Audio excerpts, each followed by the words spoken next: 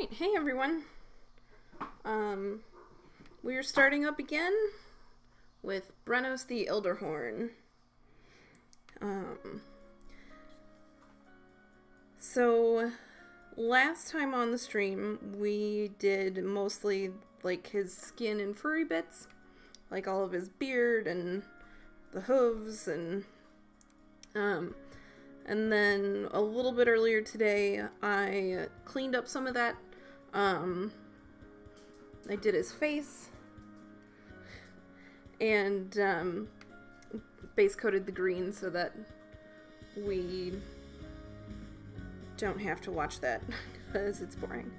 But what I'm doing now is I kind of started doing the scars that are on his skin, so I think we're going to start by finishing that up, like with these scarification tattoos.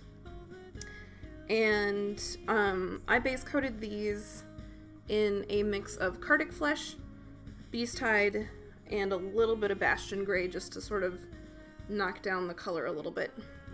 What I'm going to do now is I've made a wash by adding a little bit of Scorn Red, Umbral Umber, and Sanguine Highlight to that, some mixing medium, and some water. And that'll just help give the edges a little bit more of that reddish appearance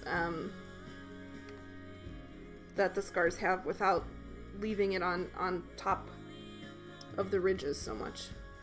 We are going to put this on very carefully though, because I don't really want it to go on anything other than the scars.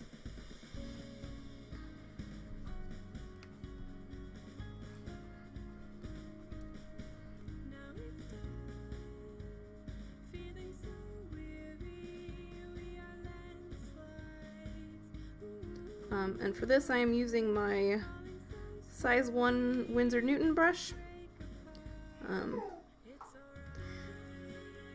And that is my crazy husky in the background.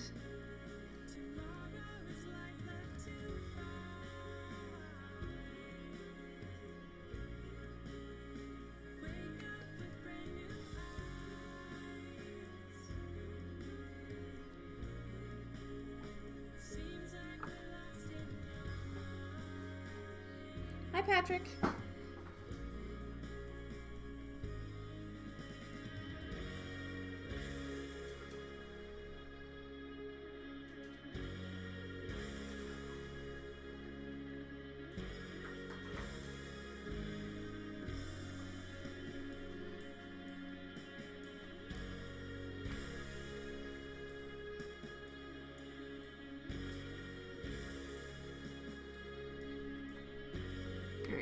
Again, I'm kind of just trying to get,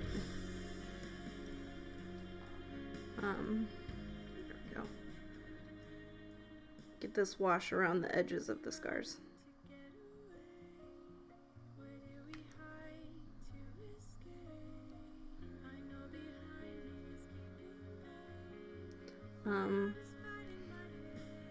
Also, last week I hadn't glued his face on yet, so I could get into his chest.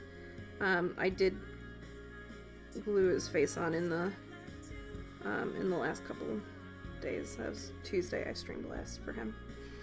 The week feels long.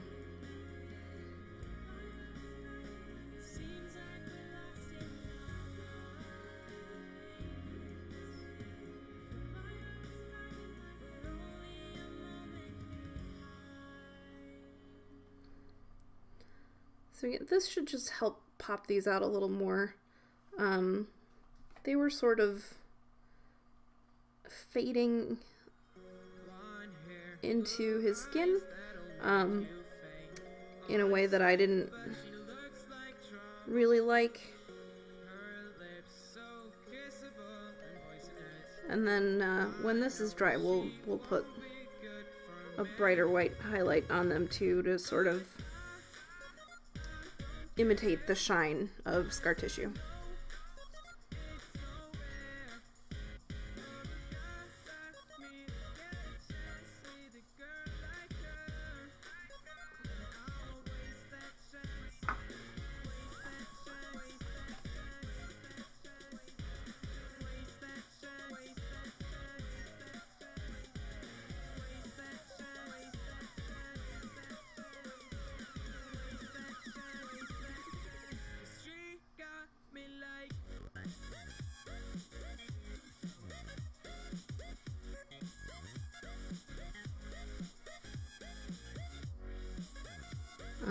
Anyway, and if you missed last week, the replay is up on Twitch still, and also now uploaded to YouTube, where it may find its permanent home once the Twitch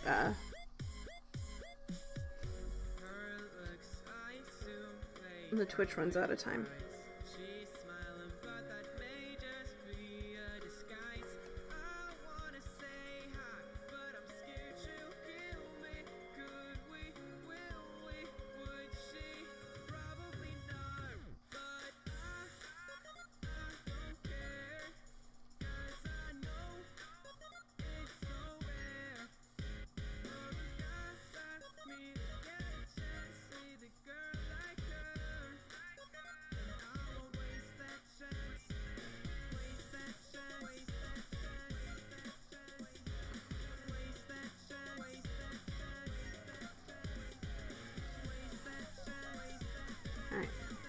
Alrighty, this is popping out a little more.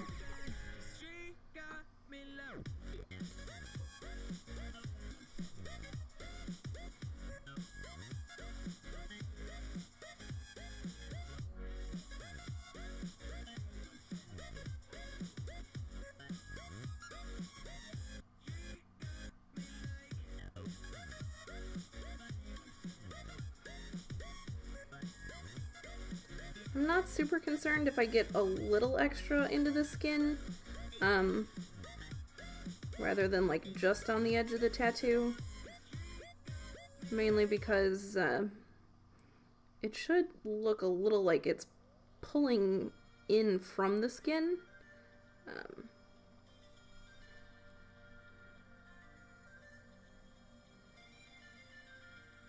And it will help serve as a little bit of a transition too.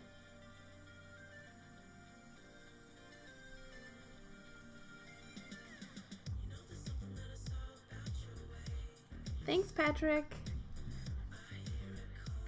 I don't know how many videos I'm eventually gonna get on YouTube. There's some music issue, copyright concerns, etc. Currently I'm using a playlist on Spotify that's all like royalty free for Twitch only, so the replays on Twitch don't get muted. And so far from the last video, we seem to not be muted on YouTube either. But I've only got like 3.5 hours of songs, which if that's all we ever listen to, it's totally gonna get boring.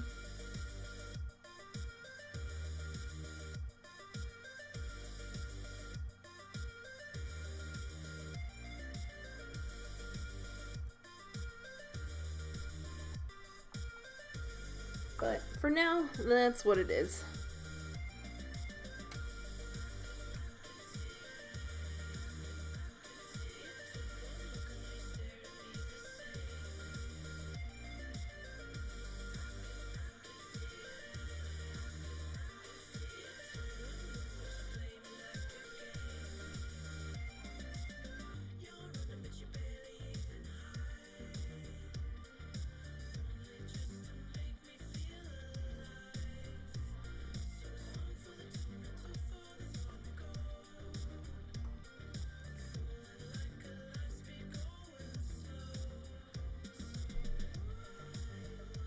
Yeah, it really is. It's not like I'm looking to like monetize anything, but you know, it would be nice not to be muted in weird chunks.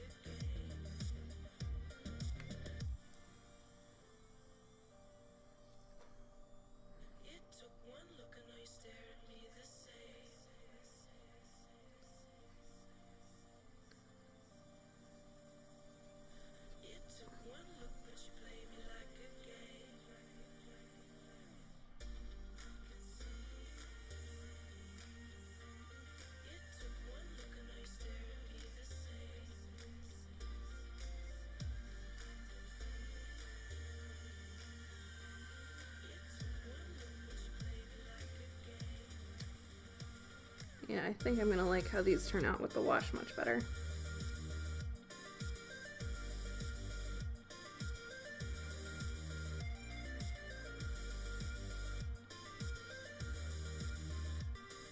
But when I do washes, it's mostly like this, where it's like super targeted.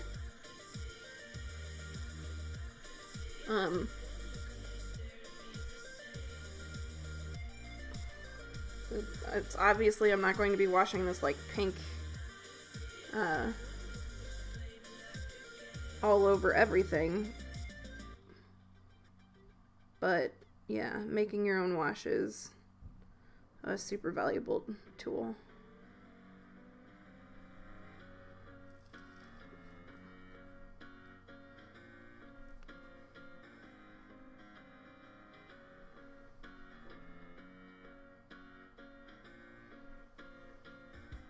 Alright, Patrick, I'll try to remember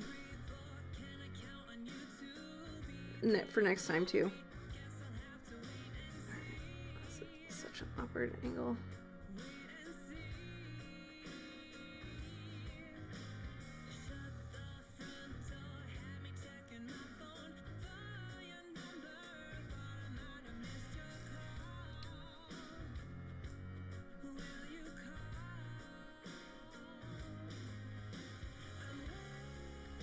And then by the time we're done over here with these, I can totally start highlighting on the other ones on the other side.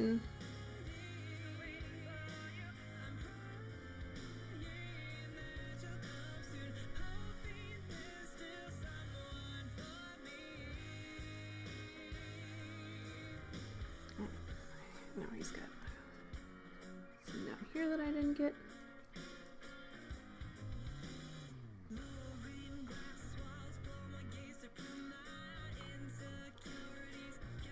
Alright, I'll put it up when I upload this one.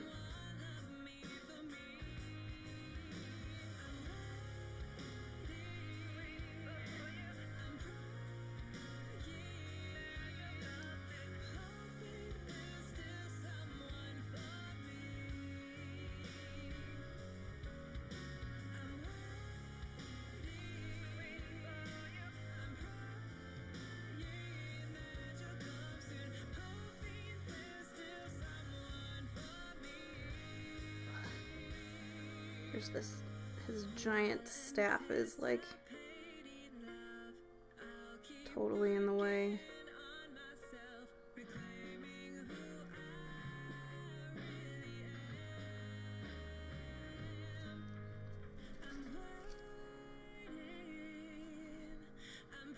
Alright, so that already looks like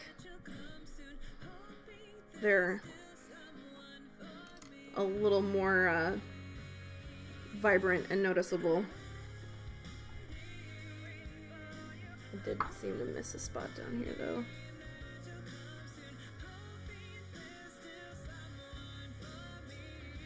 Alright.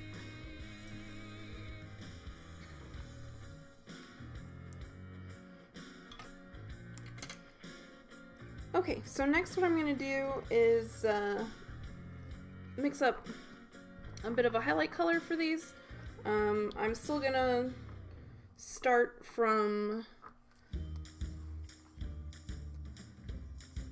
the base coat-ish. No, I think he's mostly resin. I know he has some, I think the staff might be metal.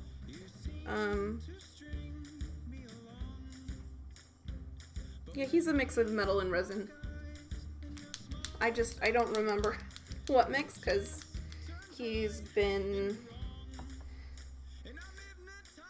primed for a little bit, let's just say.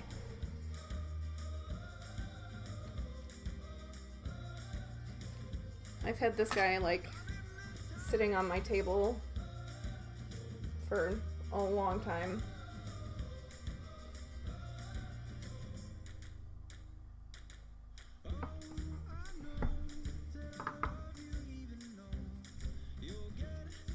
I mean, but even with even with him resin, like, he's still kind of a chunk. He's huge. Like, I almost can't quite... Let's see. Let's find a... So here's a started primed Bloodweaver, regular 32, compared to... Let's see. He's enormous. Like, she doesn't even come up to his armpit. Like... Anyway, he's a really cool model, just... The scale is teensy bit off. So yeah, I'm just mixing up my my scar highlight color here.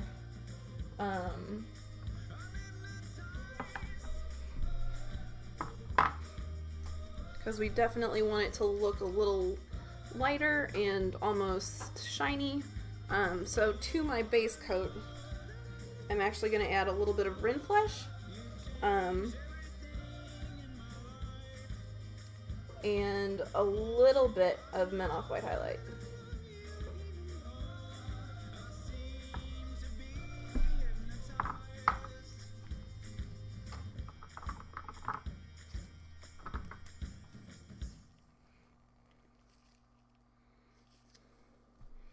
And then we can get going on some highlights.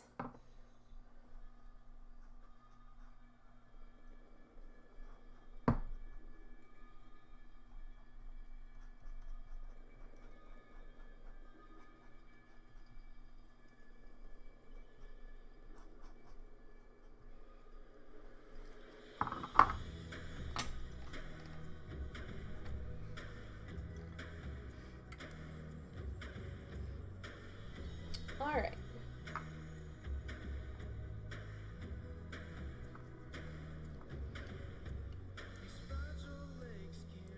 So I'm just going to be applying these pretty carefully.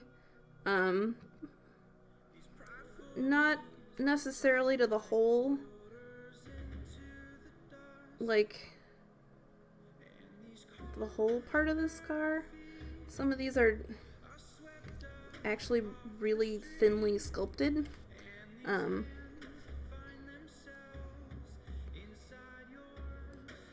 don't really want to call like too much attention to that.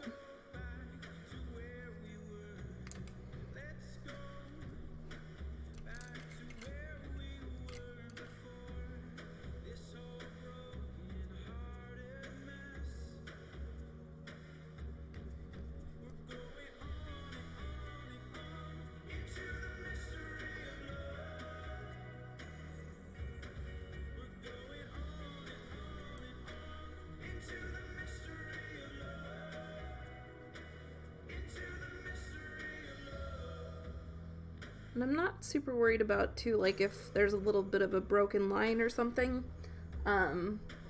It just sort of helps sell the effect of, like, this is maybe not, like, super smooth.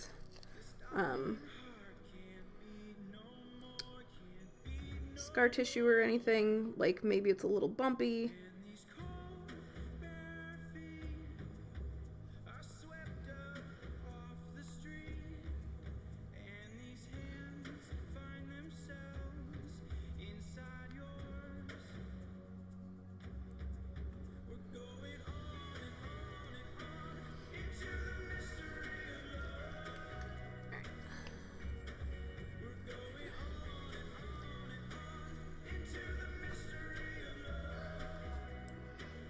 Keep finding a comfortable way to hold this guy.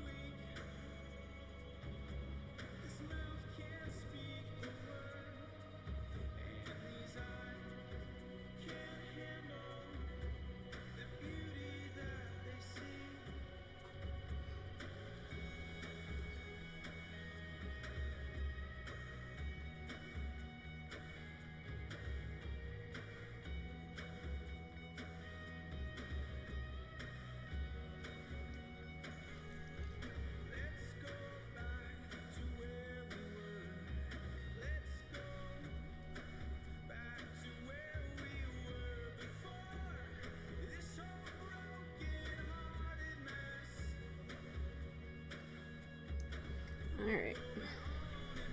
So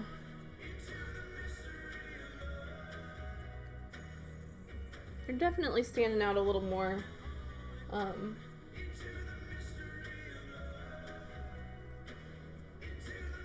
They didn't... When I just had the base coat on them, I kind of thought I would maybe just stop there. And upon further evaluation, they just didn't look right.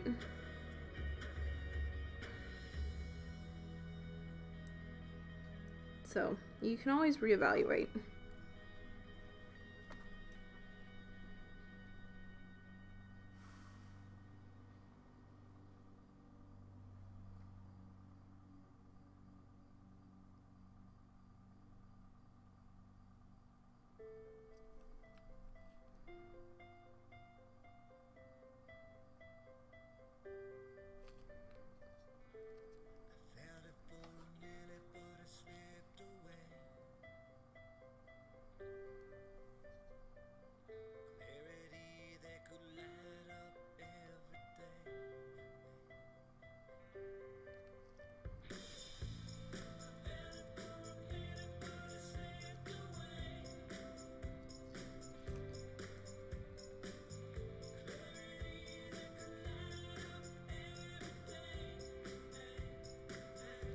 And then as we finish this up, what I'm going to do next is sort of start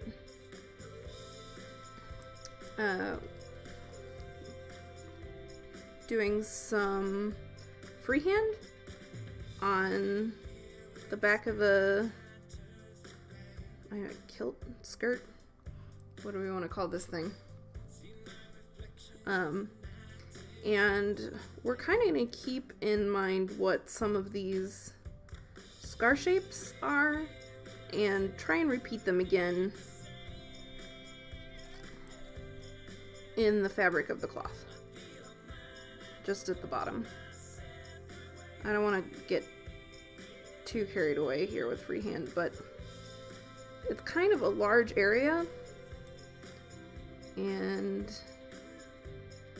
you know, a couple extra minutes doing something like that really sets these character models apart.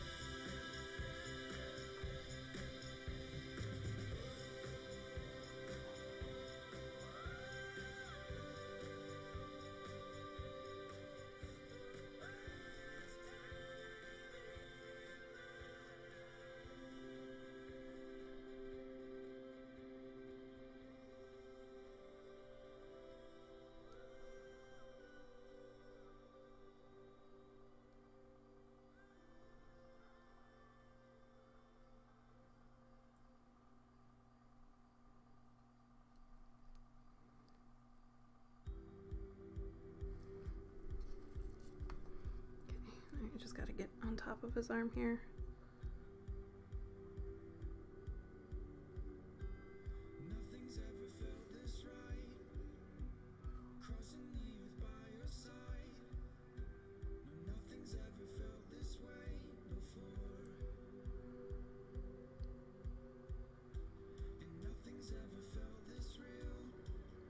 You know, this is always a awkward angle, especially with all of this horns in the way.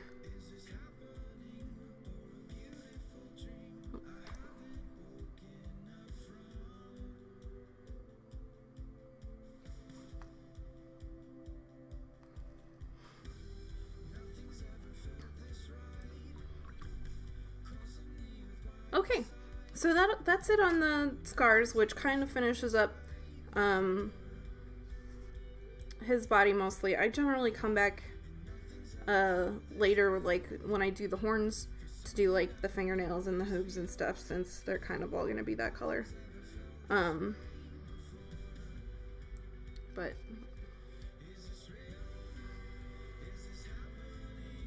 totally pops out a little more. Alright, so what I like to do for freehand is, I've got the base coat on, and then I did that in Iosin green. It's that nice, like, super green. So I like to go with a color that's kind of a little close. So I'm gonna do these in sulfuric yellow. And I think I'm gonna stick with my size 1 brush. If these are a little larger, like in thickness, I think that's fine.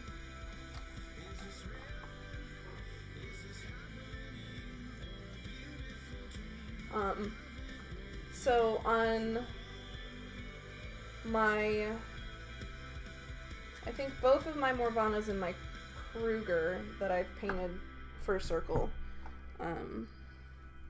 I've done yellow, a little bit of yellow freehand on their capes and stuff.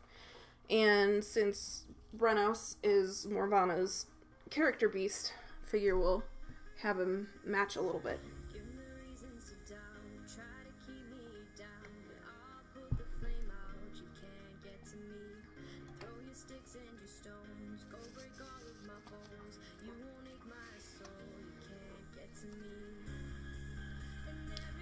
Alright.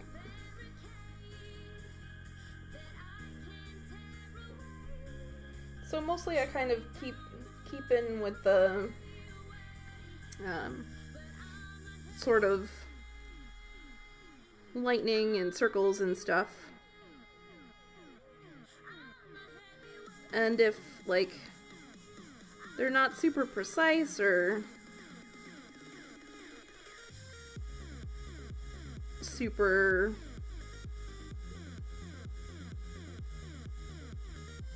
saturated yet, because the yellow is a very thin paint,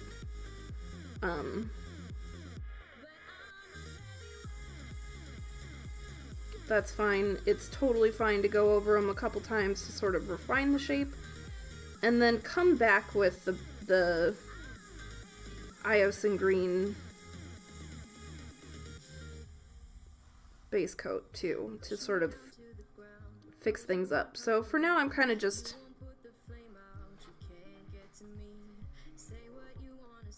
putting down lines.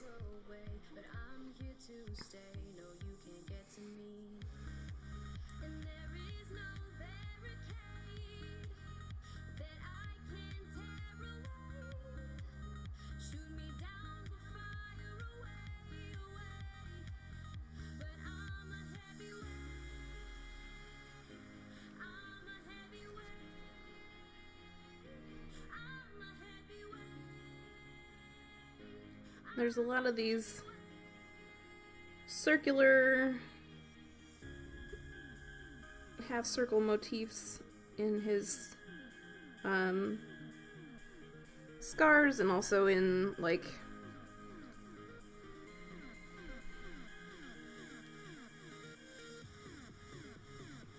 the like the back of his cape thing here.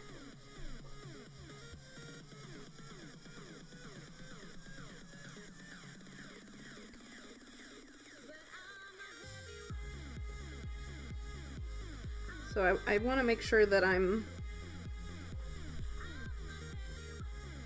kind of keeping within the motif.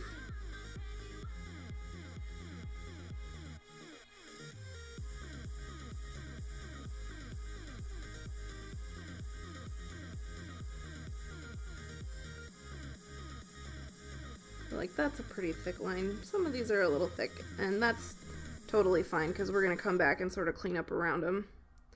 And that's sort of the key to freehand, is you don't have to be super precise at first if you're going to be able to clean up later.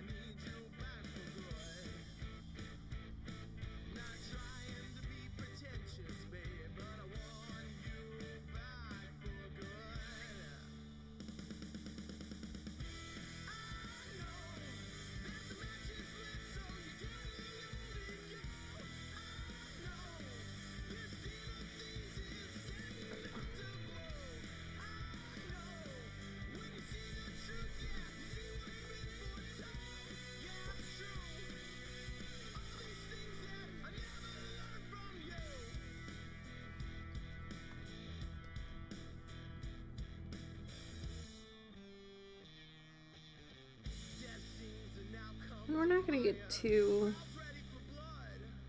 concerned with, like, how things are going, as long as we've got, like, you know, some lightning looking circle stuff.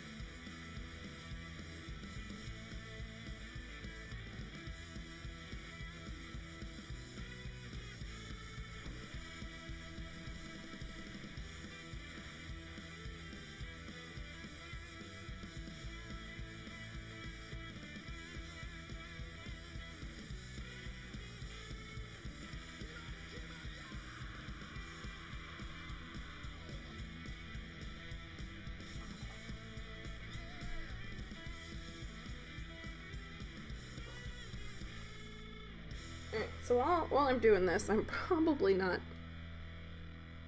all that talkative, because most of the time when I try to do lines like this, I think I end up holding my breath. But if you guys have, like, questions or stuff, I'd be happy to try and fill that silence.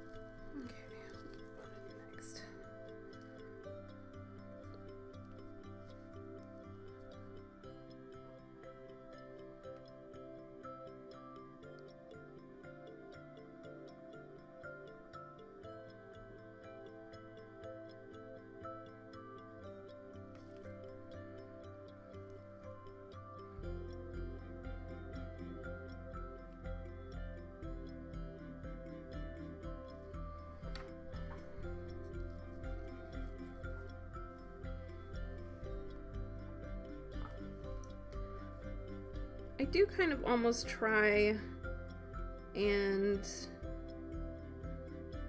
connect one little pattern to the next in some way, shape, or form, just because I think it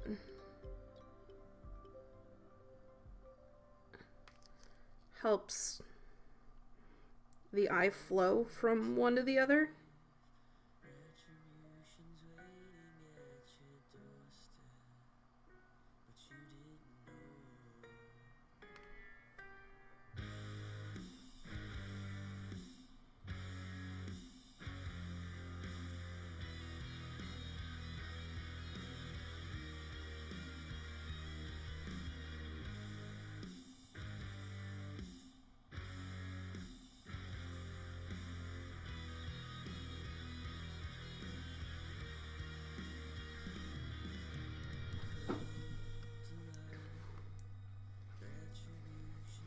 And we're kind of, we're kind of keeping it, the freehand fairly large, easy to work with. And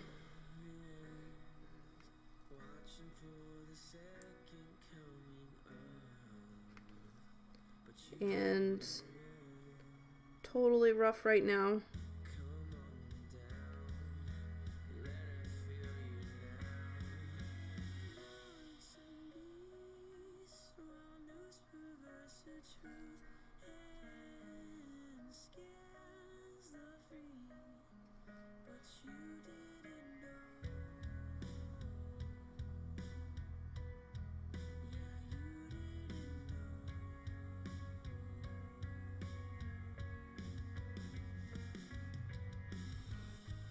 And pretty much anyone can do this.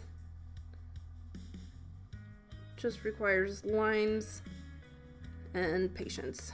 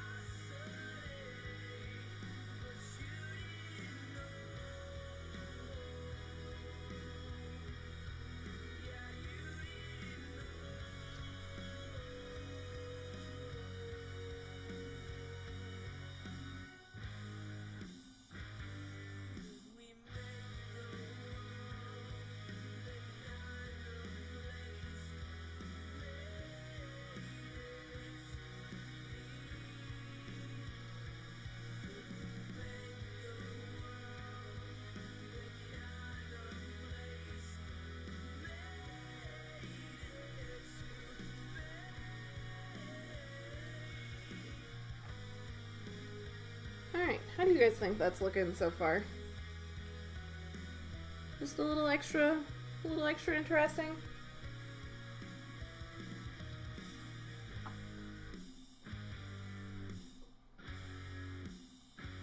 Just gotta keep plugging away.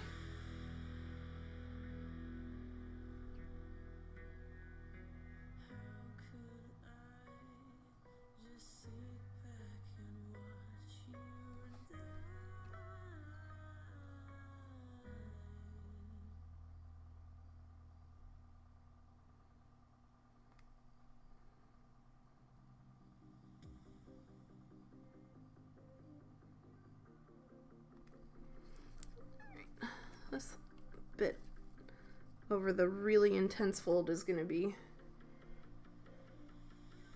most interesting here.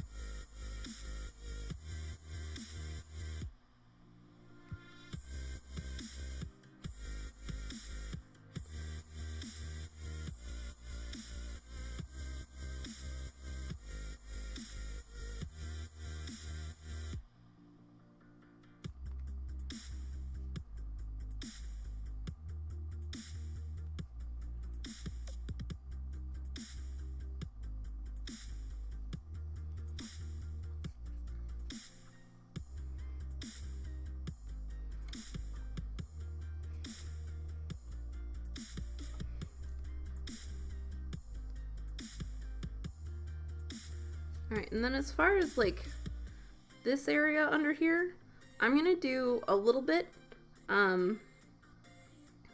but ultimately this is gonna be in some very heavy shadow, and you're not gonna see really any of the freehand anyway, because we're gonna paint over it.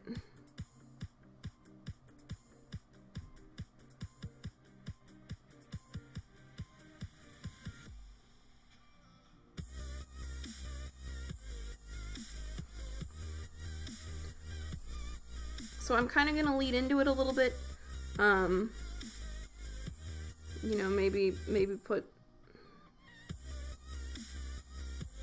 some stuff like it goes back in, and then we'll continue here.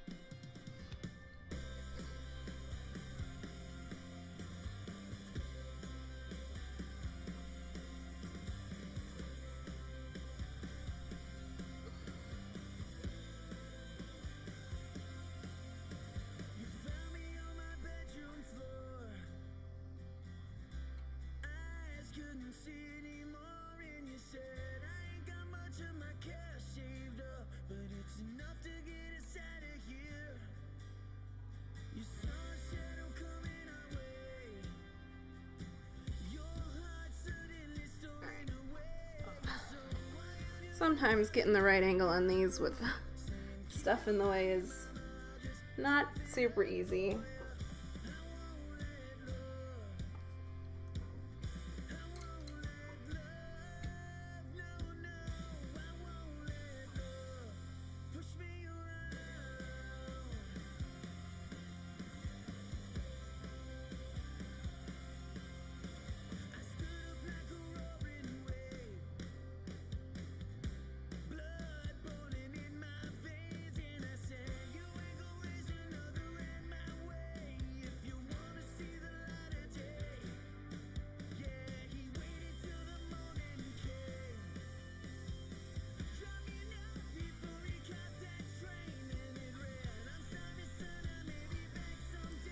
I definitely don't want to drop him.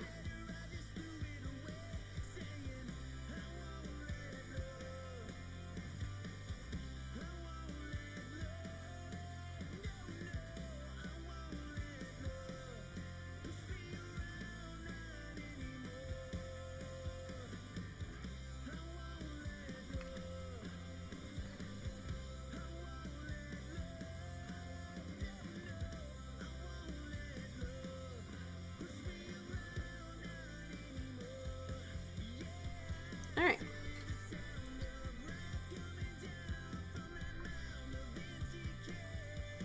So, I'm going to go ahead and make it a little brighter. Right now it's a little see-through, which basically just means going over the yellow again, because it's yellow and that's how the paint is, just way too thin. And that's like true of every yellow paint that I've ever worked with in any form of art. The nature of the beast. And then we'll go back and we'll sort of clean up around some of the edges with the Iosin green.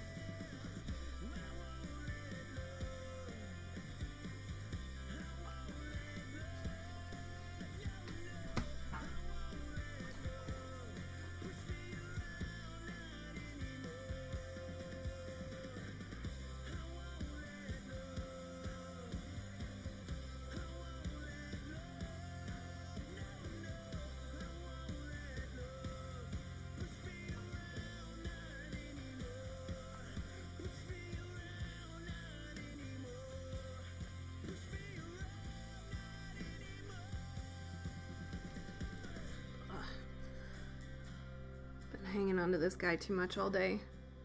Such a...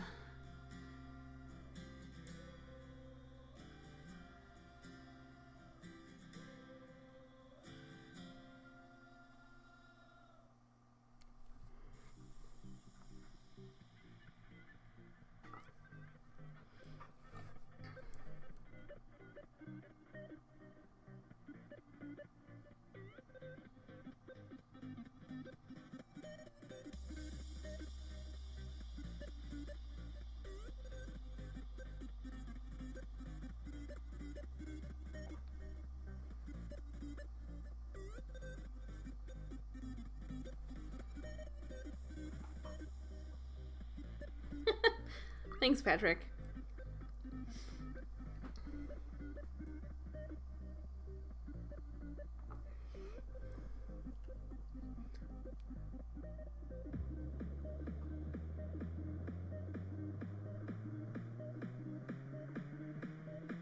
Alright. Does anyone else think they might be inspired to do a little bit of freehand like this on some of their character models?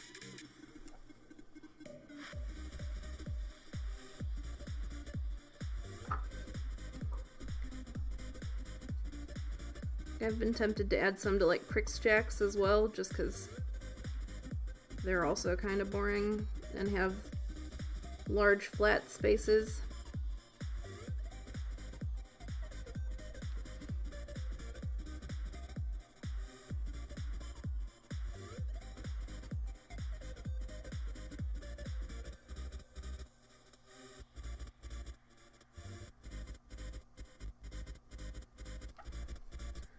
But everybody seems to have like their own style of runes.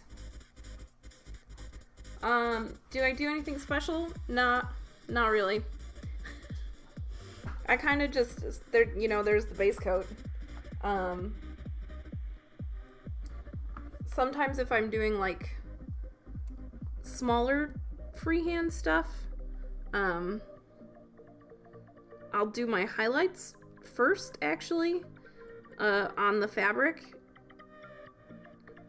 but you kind of have to be careful then with how you clean up around your freehand, because right now, like, this is, you know, stuff is chunky and not like super smooth looking, but when we go back with the base coat, it's gonna fix a lot of that.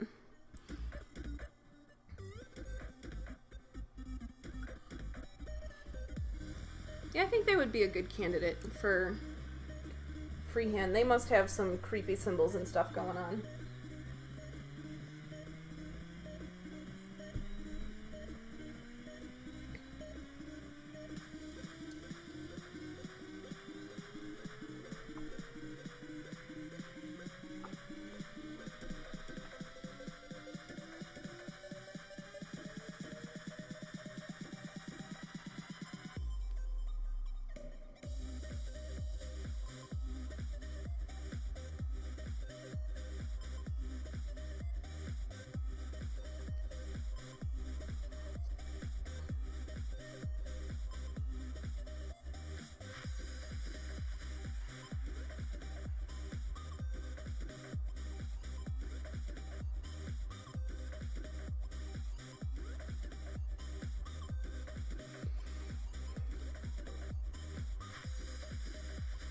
Yeah, Warhammer's always got those big banners.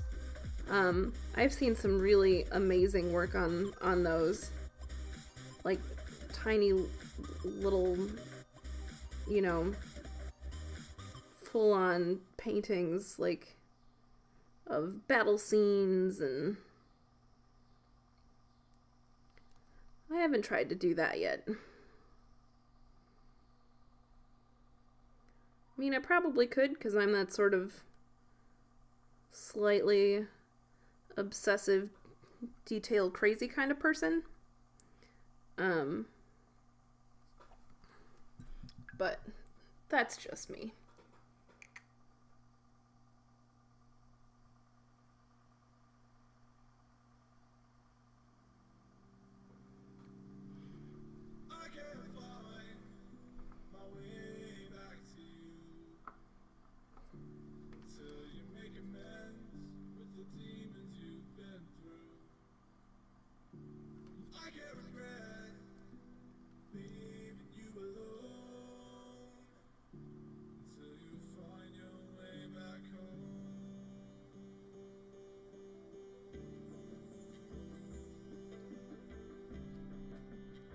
Freehand in general, Patrick, or like those crazy banners?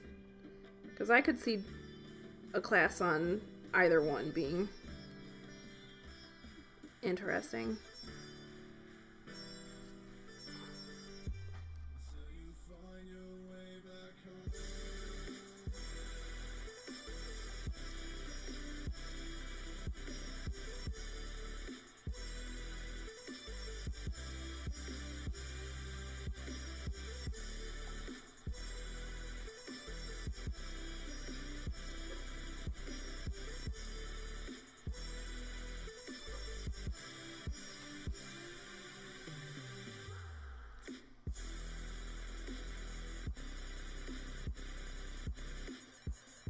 I wonder if someone would do that for Adepticon, like a banners, freehand 40k banners.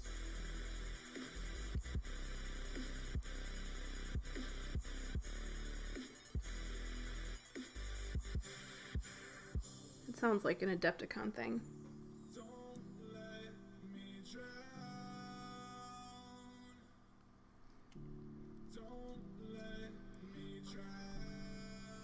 And we are lucky enough to be very close, at least in general, to the Adepticon event.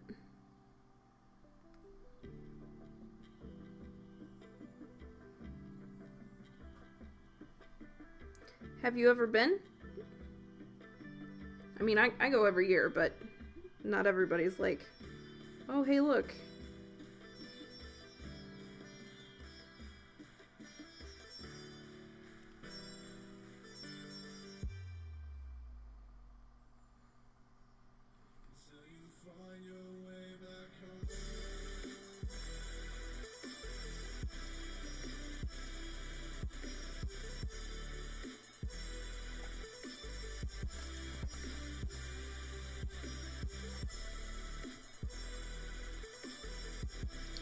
I do know that there's a lot of people from the dojo who go out. You could probably, now that there's a hobby group, maybe be a like, who can give me a ride? Because I tried to take the train out once, and I managed to do it, like the train and then a pace bus, but it was a major pain in the ass.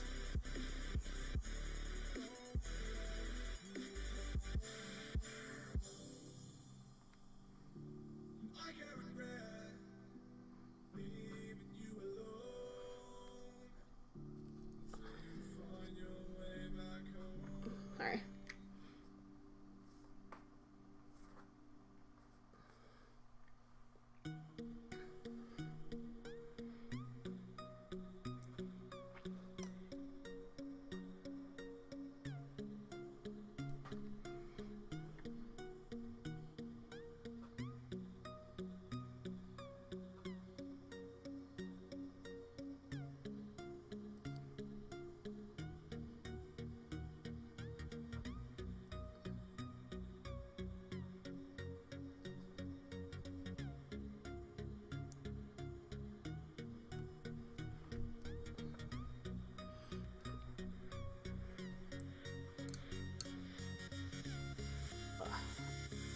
2-second break for my hand. Both of them.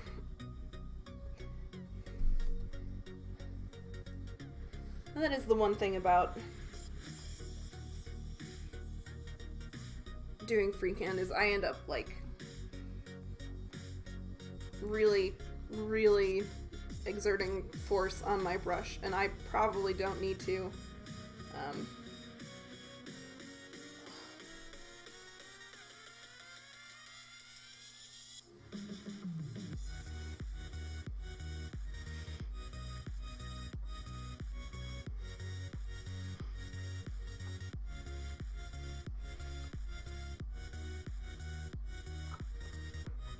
But we're almost there, and then we can sort of trace over any mistakes with the green, fix things up, and move on to the rest of this stuff.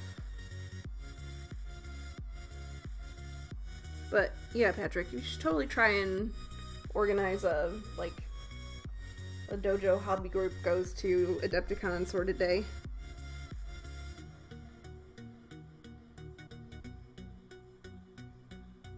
Like, for me, mostly I hang out in the hobby lounge, like, pretty much the whole time.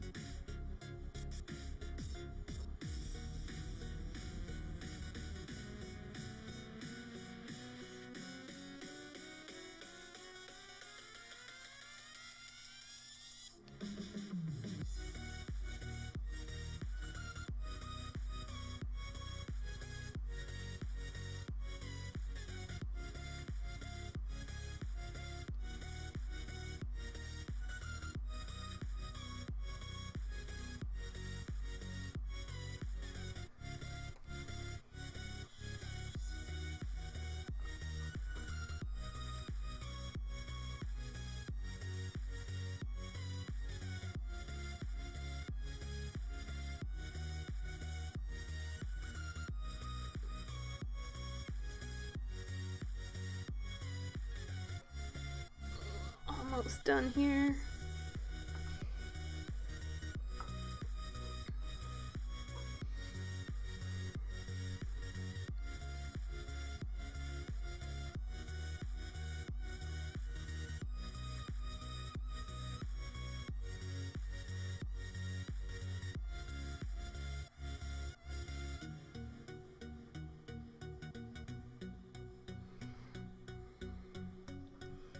Okay.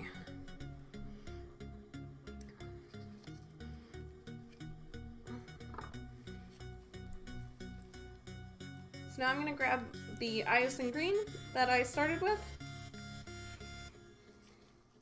and we'll sort of clean up around the edges a little bit, make it look like things are overlapping and a little more separated, rather than just all lines in a pattern. I'll show you what I'm talking about here in a second.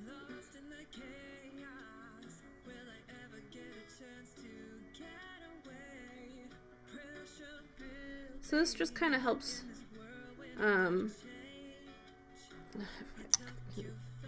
actually stop shaking today.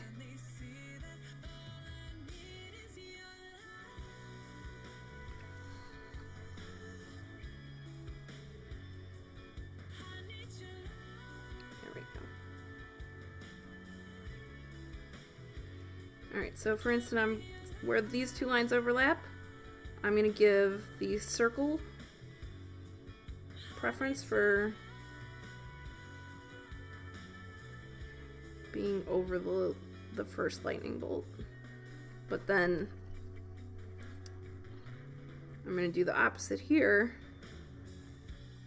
and let the lightning bolt be on top.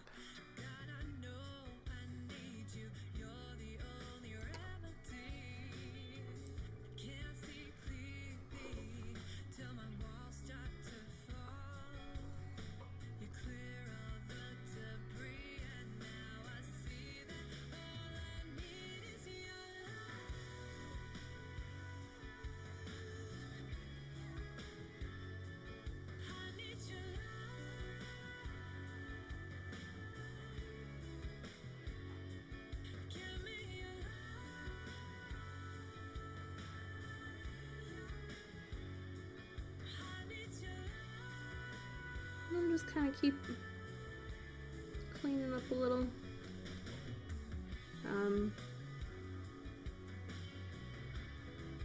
It's really a lot easier to do this when you can really brace your arms on something like a table, or I mean it means my posture is totally horrible right now, but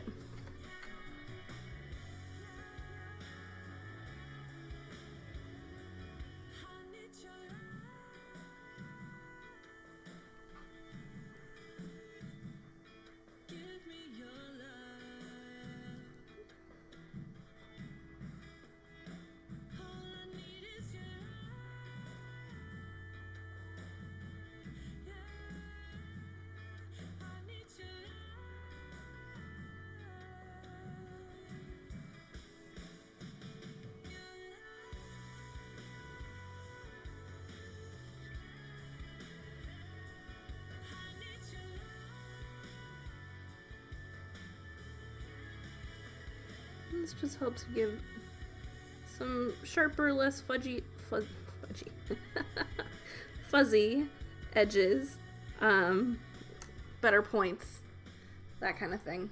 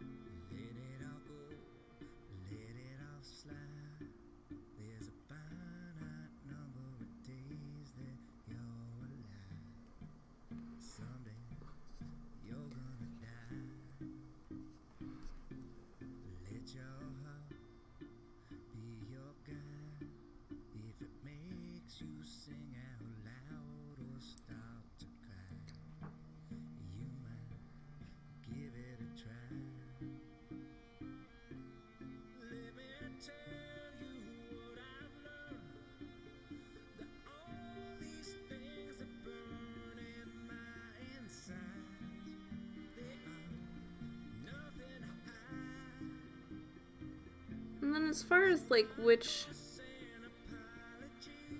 shape gets to overlap, I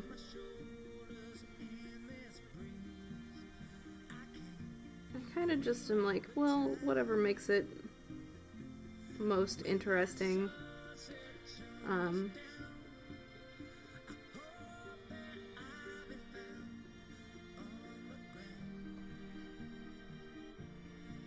Makes things look the most connected.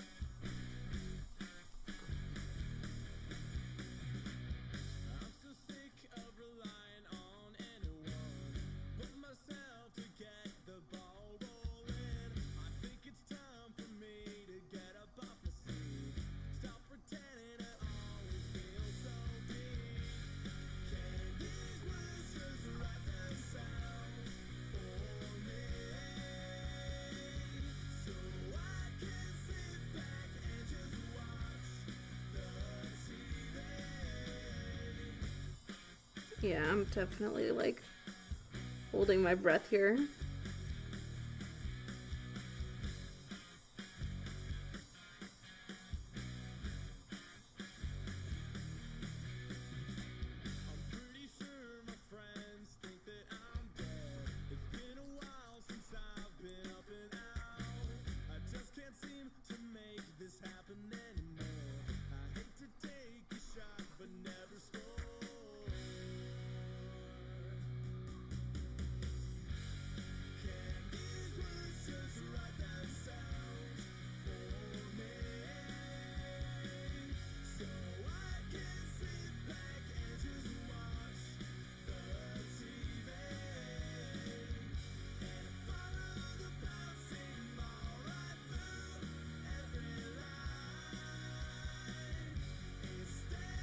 But hopefully you guys can kind of see what I'm getting at here with the overlapping the lines.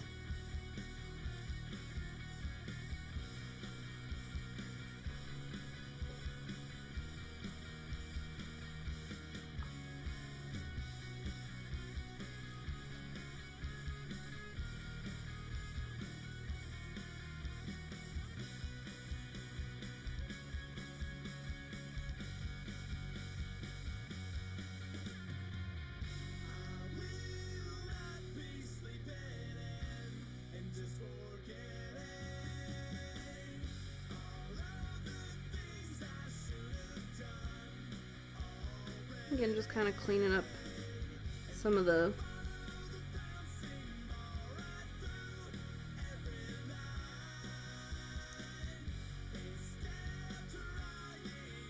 fuzziness.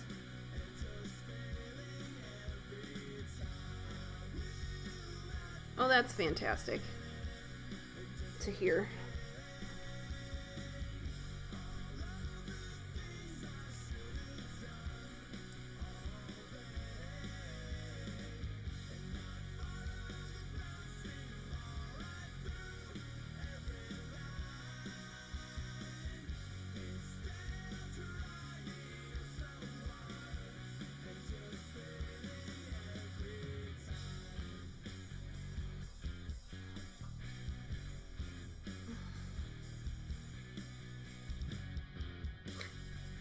It's kind of an easy pattern.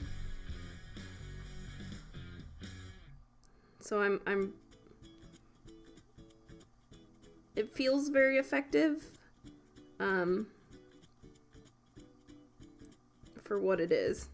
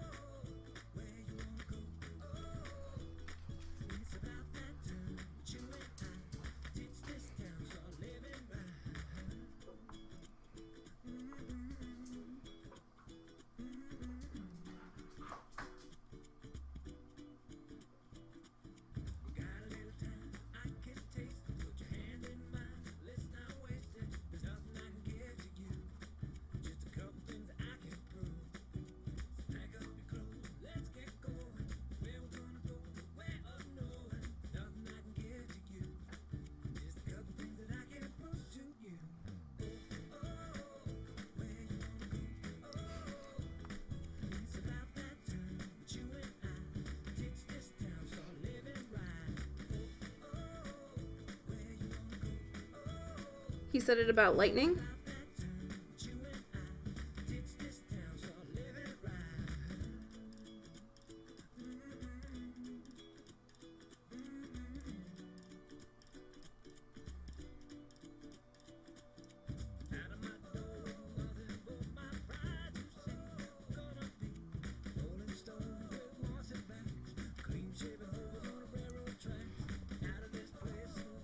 Yeah. They're, they actually have a pretty big effect for, you know, being simple.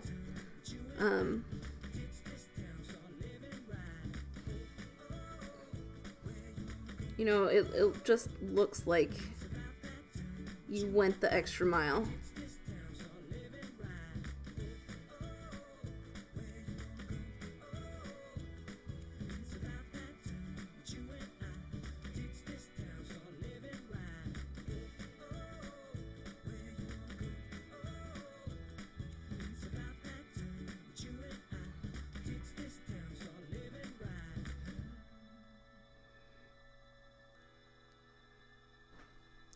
Yep, I mean, I would agree. Obviously, Vince super knows what he's talking about.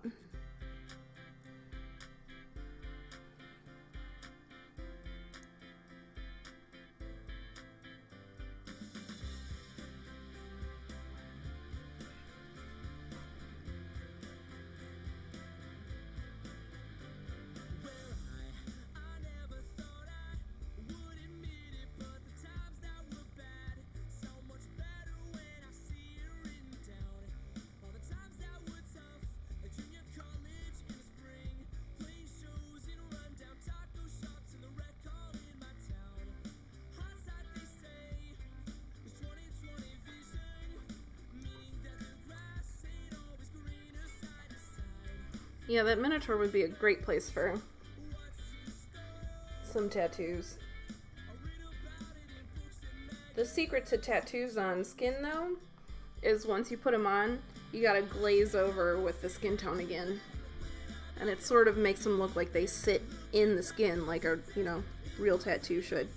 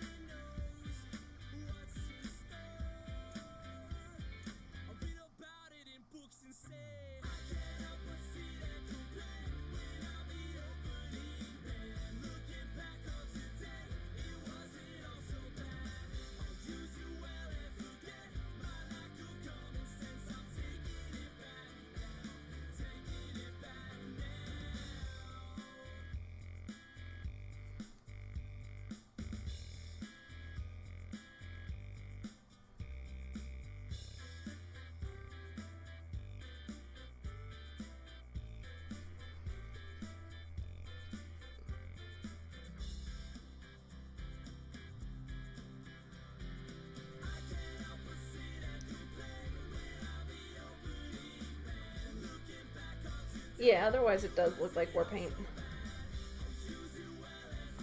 Or like one of those temporary tattoos. Minotaurs have gone to Claire's for temporary tattoos. He's scared of needles. Yes, I have a very active imagination.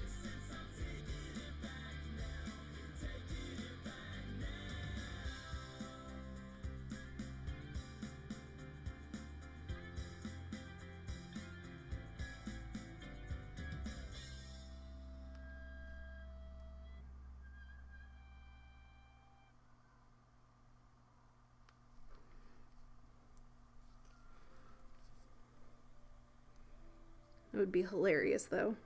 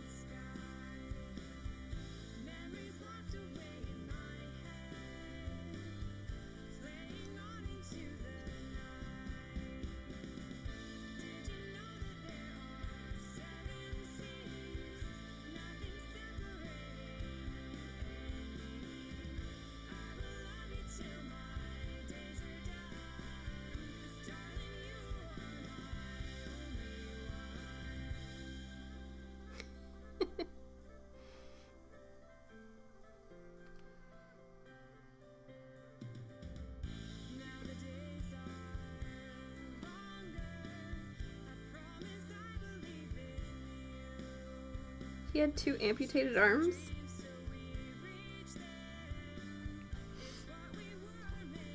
I guess I don't remember that part of the model.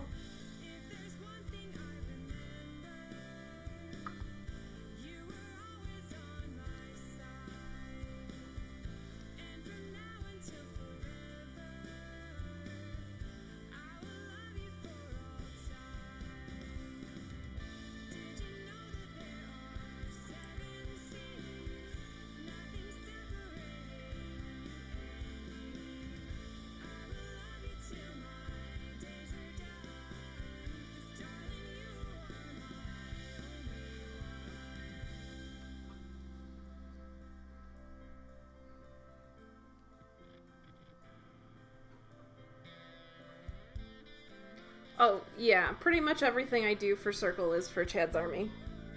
Brennos is going to be getting some changes in the upcoming farm CID, to the point where he's actually going to be pretty good, we think, maybe. Which is nice, because he doesn't ever get played at the moment.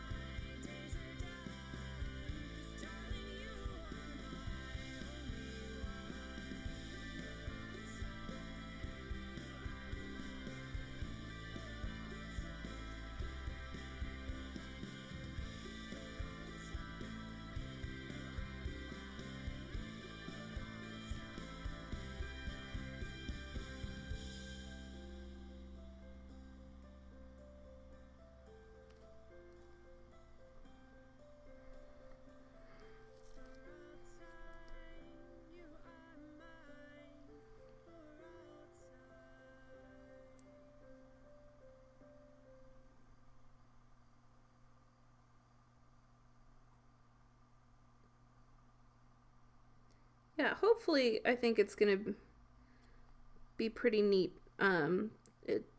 Circle's getting some much needed updates, sounds like. But I'm not the most super up on the rules.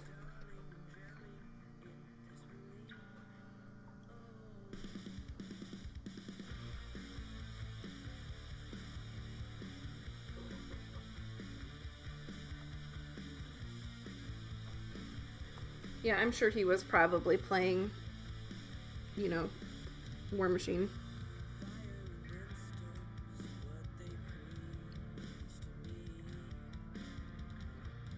We have a D&D group,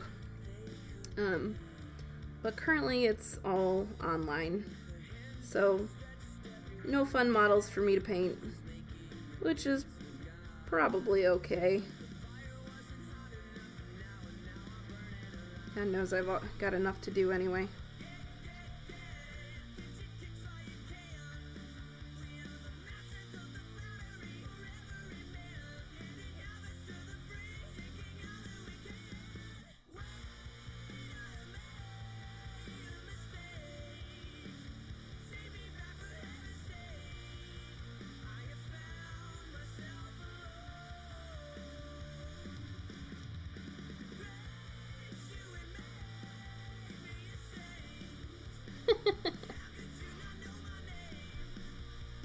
That's good.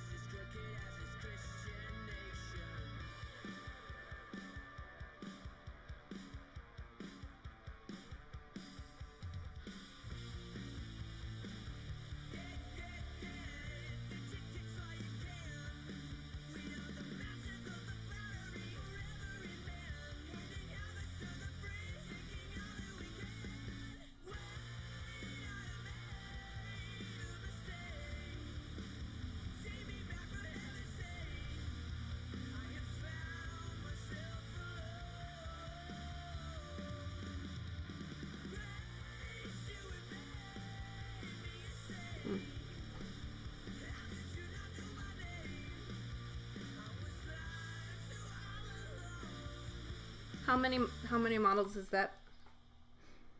Because I'm not really familiar with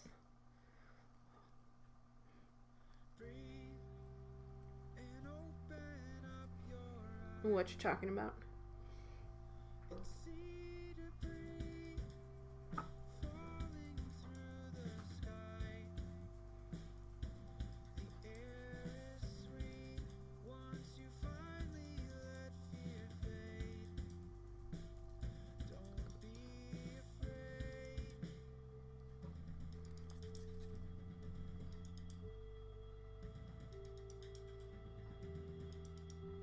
And I can tell on some of these I'm going to have to come in back with the yellow just a little bit, but that's how it goes.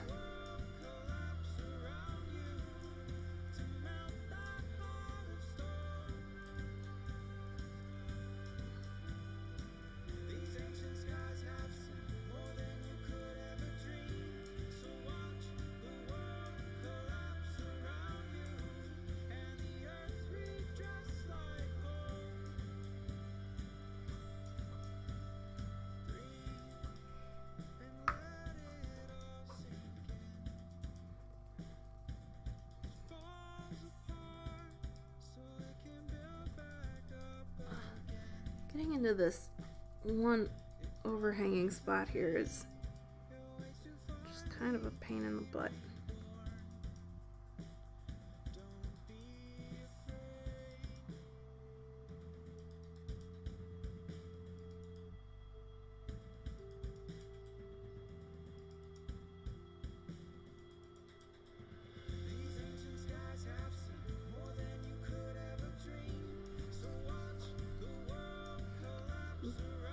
More because of his stick on the other side than anything.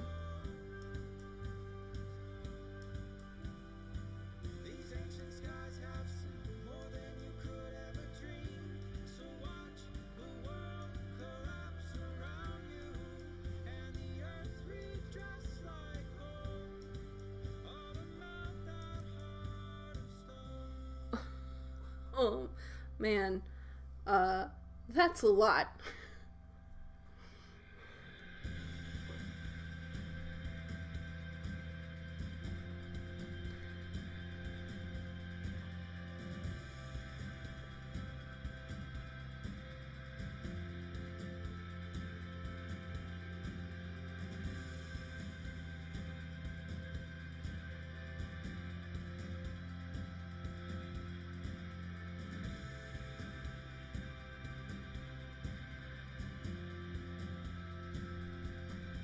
Okay, we're almost done with this freehand.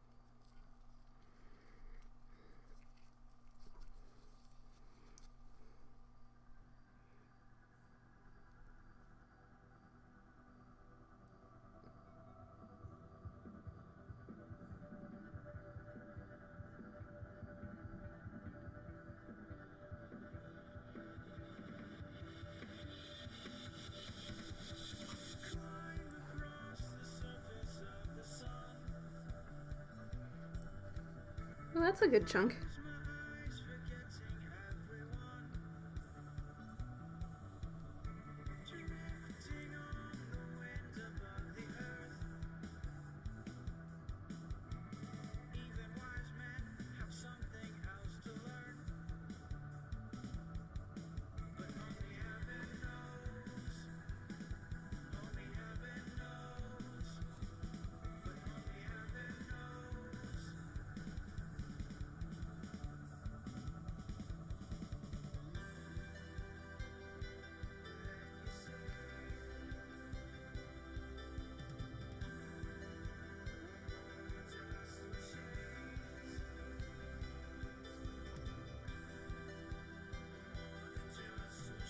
Alright.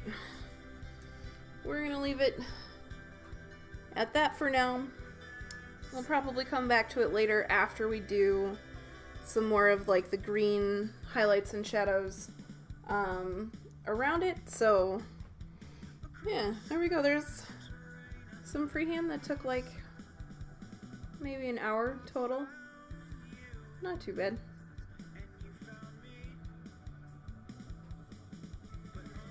So I'm gonna go ahead and do some shadows on the green next, and for that I like to go for Gnarls Green first and just use two brush blending to blend this into the shadows. I find that the greens generally play very nicely with each other, and I don't have to like make an intermediate step blending wise. I can just go straight into the Gnarls Green. So I'm just getting that out now.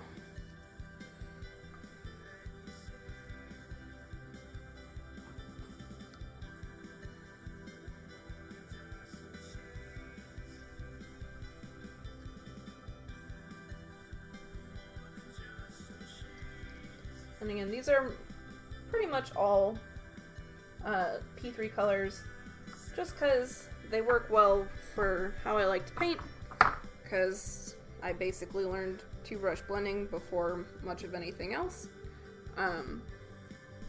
However, I'm going to go back up to my size 2, because now we're dealing with a larger area again. I want to make sure that I've got plenty of paint.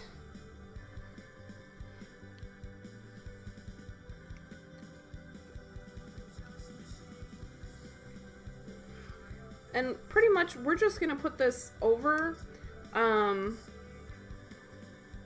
of the freehand and let it obscure it a little, because details disappear in shadow. So we don't want to have like necessarily all of the freehand showing through, but we're kind of going to start down here. Again, this silly stick is in the way so much.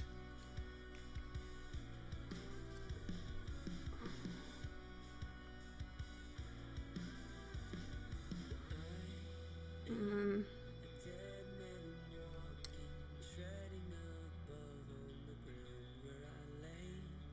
so see how it kind of mutes the freehand just a little.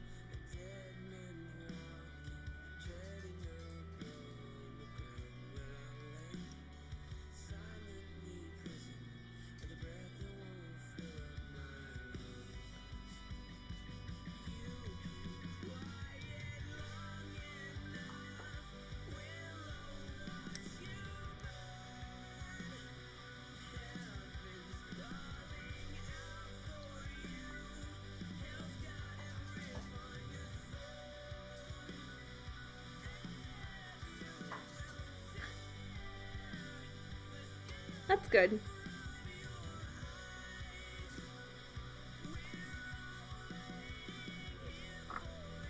I mean, these are going to be up after I'm done here too. It's so hard to get around this stick for the two brush blending.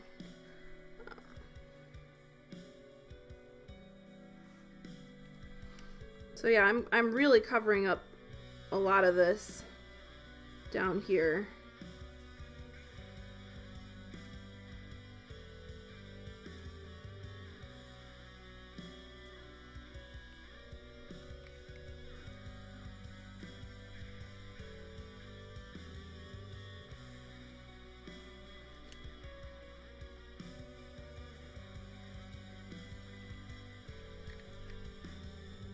A lot of this is going to be really kind of dark.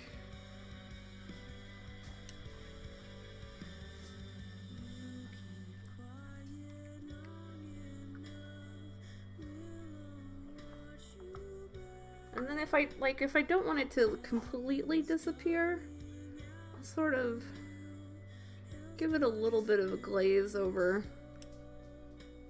and still sort of feather out. Like, that's a little more muted now. And then later when we go back for highlights and stuff, I will be picking out some highlights in the freehand pattern with like a lighter yellow than what I used to put it on.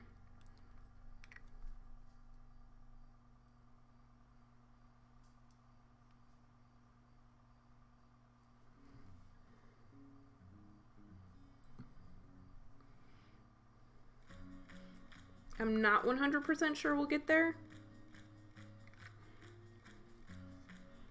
And it's a lot easier to do when I'm not focusing on avoiding hitting the camera.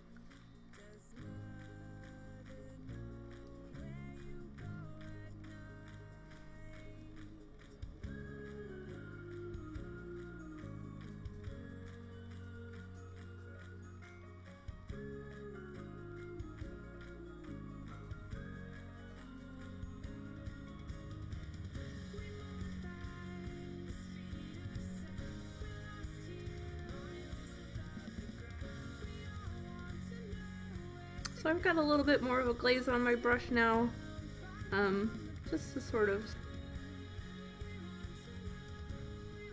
even out some of the edges here a little.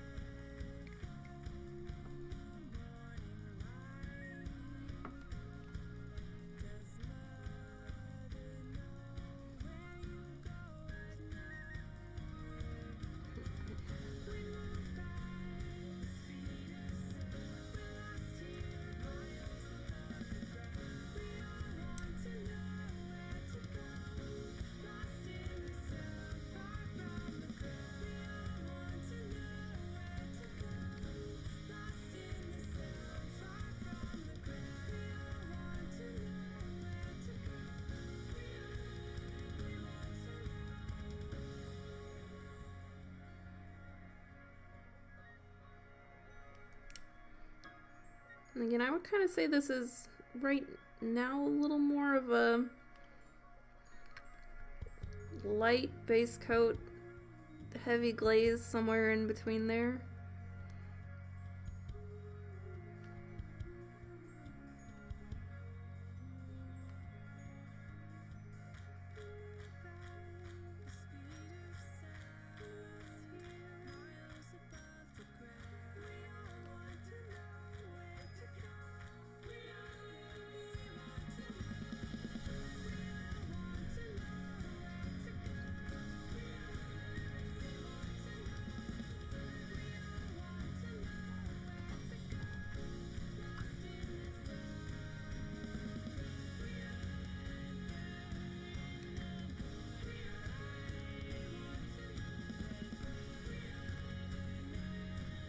Alright, and then this part down here is going to end up really pretty dark.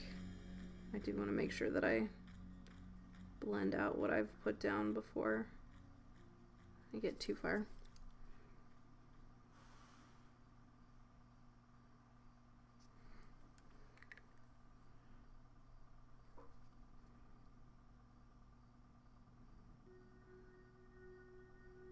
Like, pretty much everything in here is just not going to be visible, really.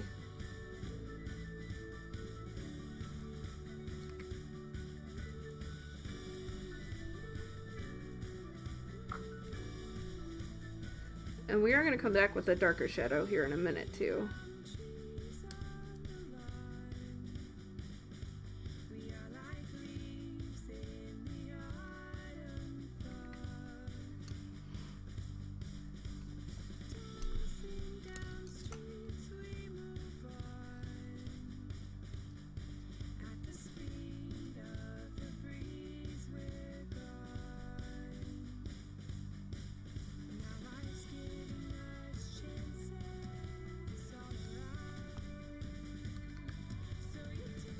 You can kind of see that I've largely just covered up this whole underside here.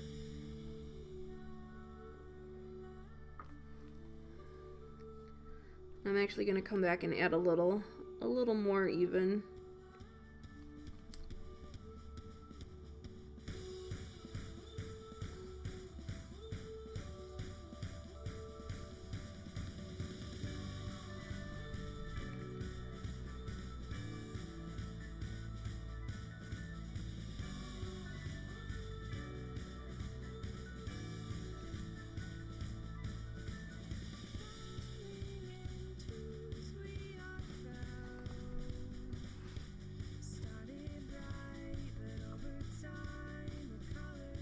And then further, you can get the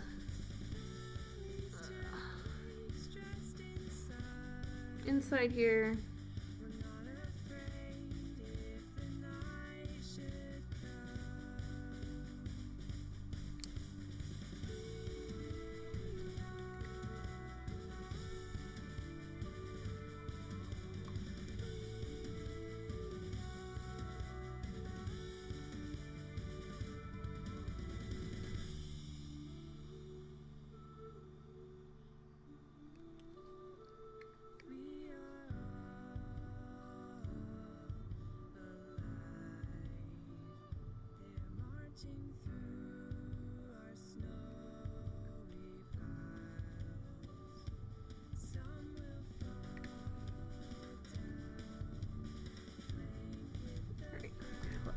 Before I add more. Yeah, it's the blues, the greens, like the purples and magentas. It feels like it's cheating.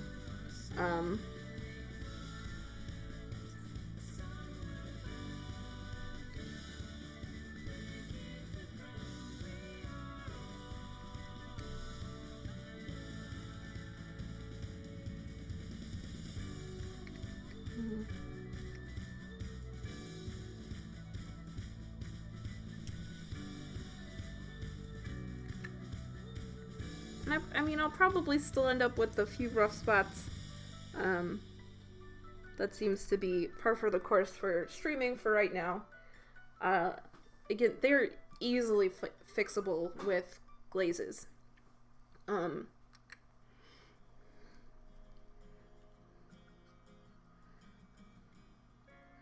think I end up probably trying to talk too much. And therefore not switching to my blending brush fast enough.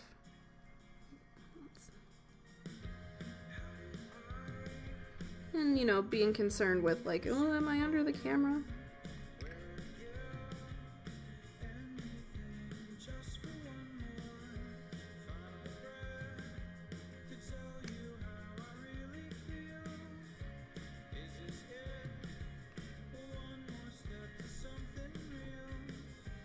Yeah, I haven't used it for anything yet. I really want to find something with like fire.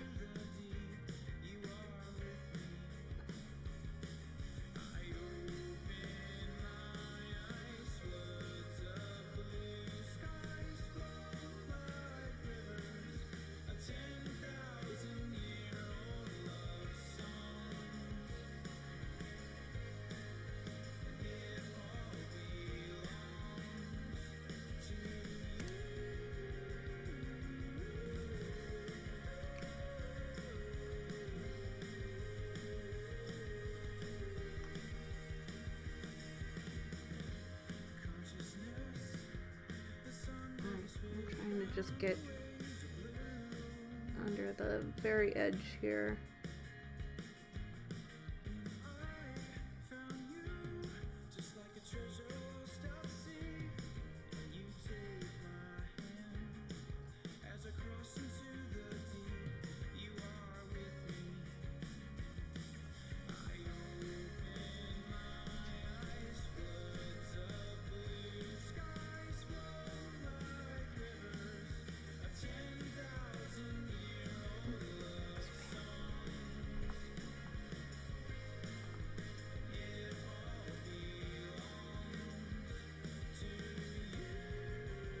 Well, that's neat. Is that just for your D&D game again, or something else?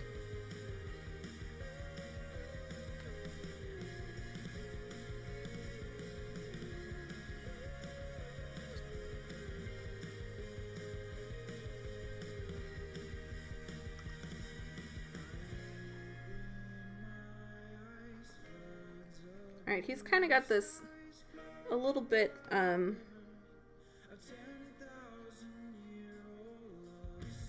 like, of his kilt skirt thing visible in the back. So I'm kind of just gonna shove a little bit of green on the parts that look most visible. And then I'm gonna come back with some black later to just get up under the bottom more than anything. Because nobody's really turns over their models and like, hey, what's under, what's under here?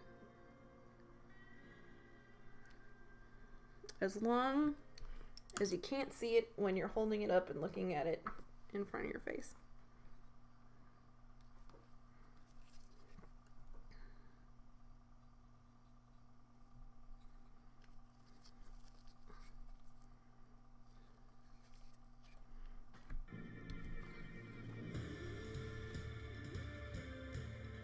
Alright.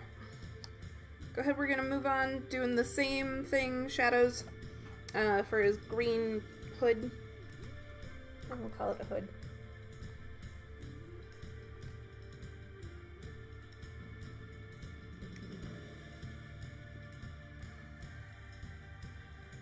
Yeah, we pinned him to the base, because I don't know what I want to do for the base yet. So he's just pinned to the base for now.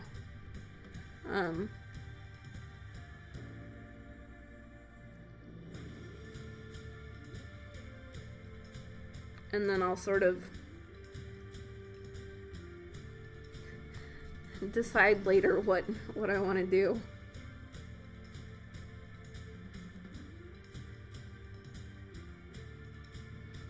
Like, I'd love to have him standing on like a rock like a mountain goat, but he's already so darn tall. Like, he's not gonna fit in any of our foam, like, for transportation, as it is.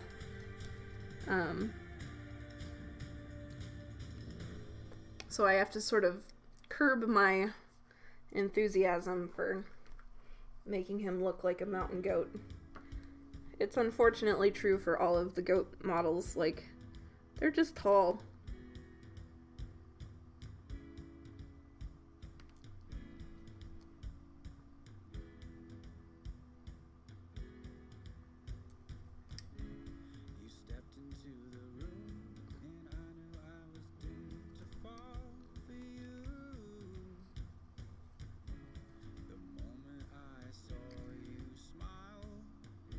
Yeah, it's one of those things that, like, once I do this, then Chad would never be able to take him anywhere.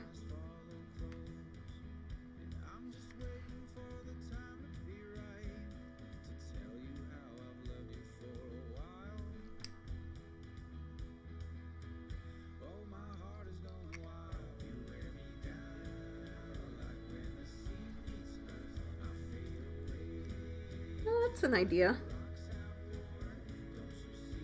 Like, he's already got pins in his feet, why not magnets?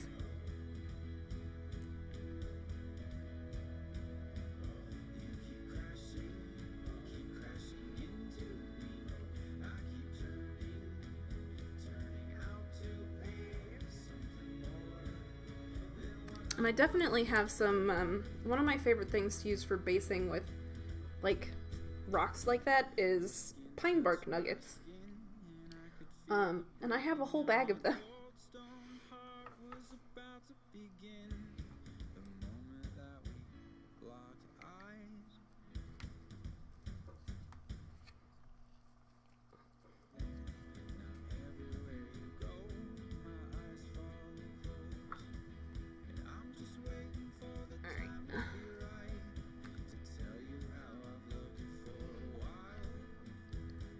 Mostly trying to get in here under the horns.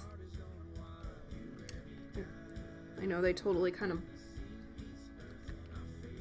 block line of sight here a little, or a lot. They're enormous.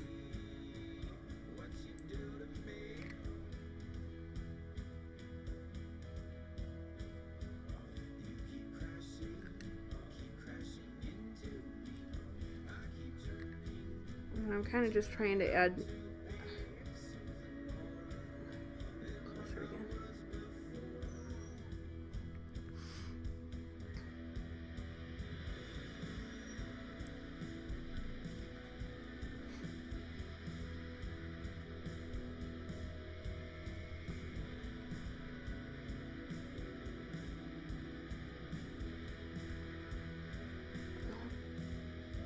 Angle under here, under these horns, is a little bit impossible. Like, you guys are really only seeing the big horns right now.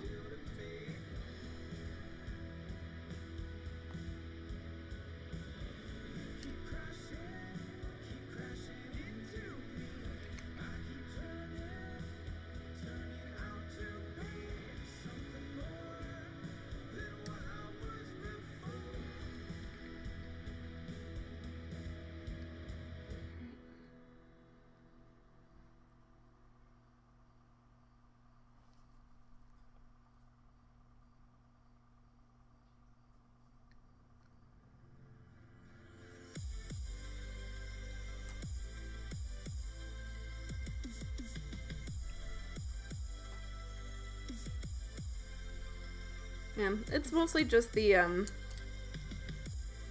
getting sort of the sides, and then on this side, there's these folds. So I'm just trying to get under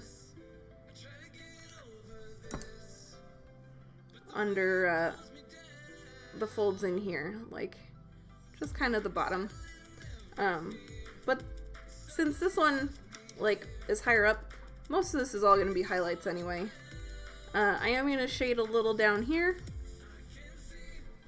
just because it's further down.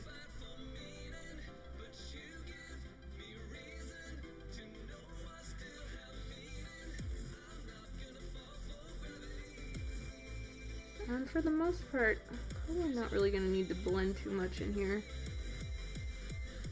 I might come up a little from in here, and then pull out.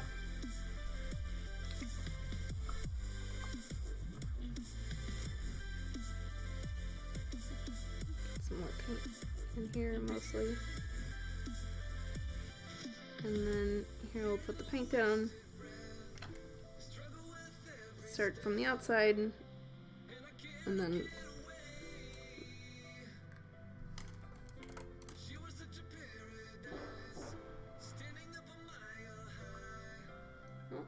couple fireworks. I might have a scaredy dog any minute. Or she can come hide under my table.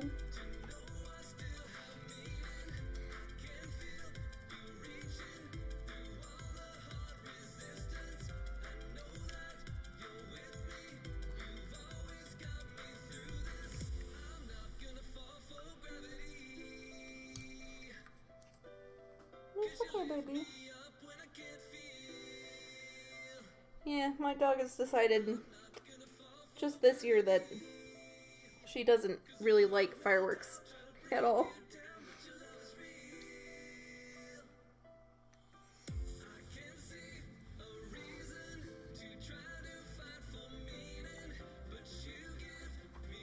Oh.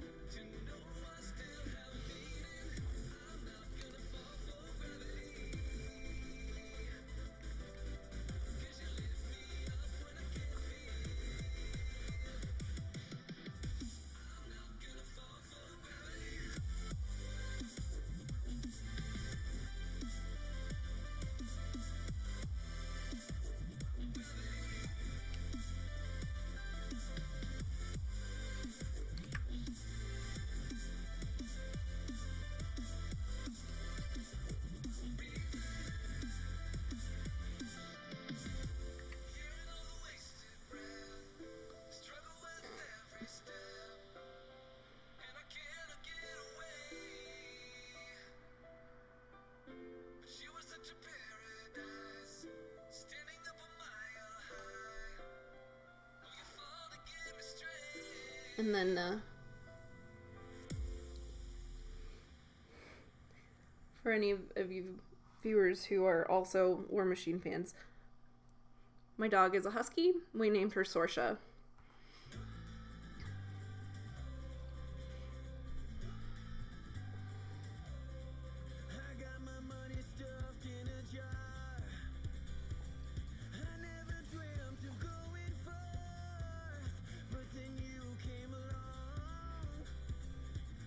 Alright, so there we've kind of got a start on the shadows.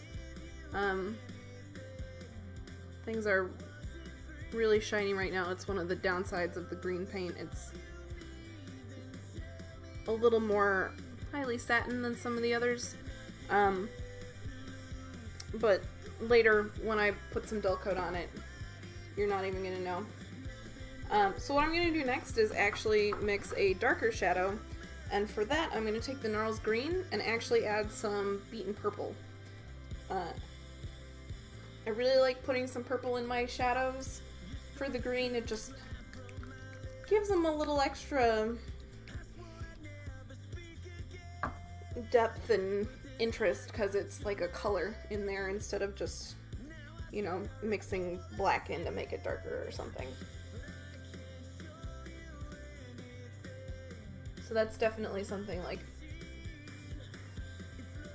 people wouldn't really necessarily think of right away.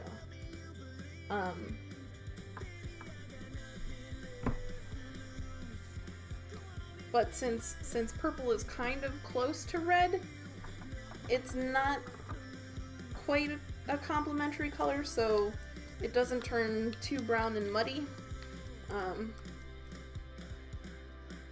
Which will happen if you mix two complementary colors. But it will still darken it and add visual interest.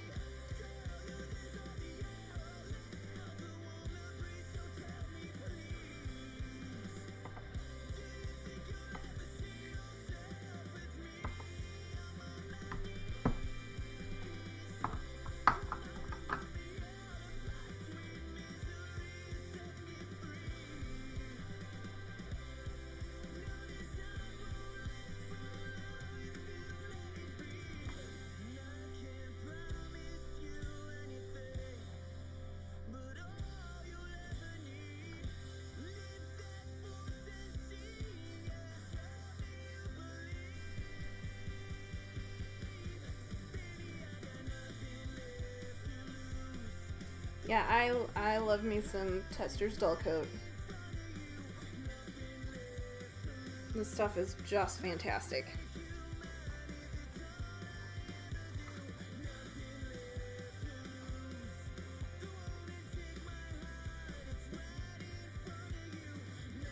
All right.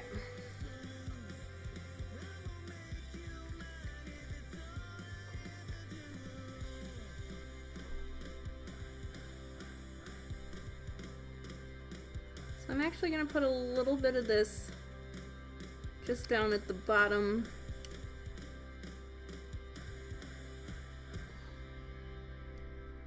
of the hood.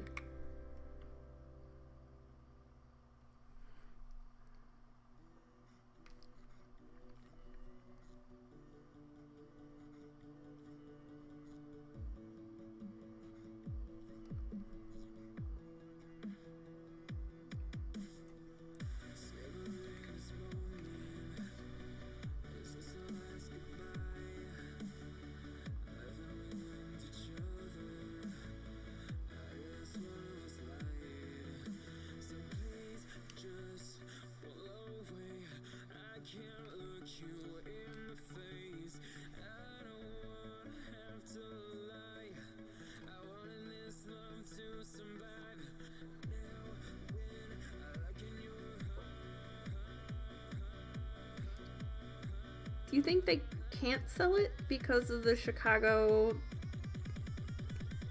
spray paint ban? I mean, it's clear, so...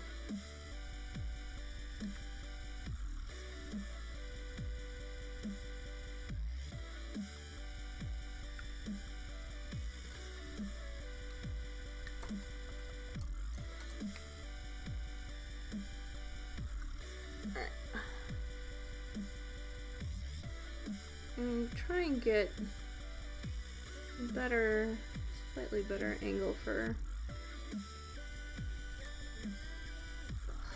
This one is tough. I might have to glaze with that a little later. Okay.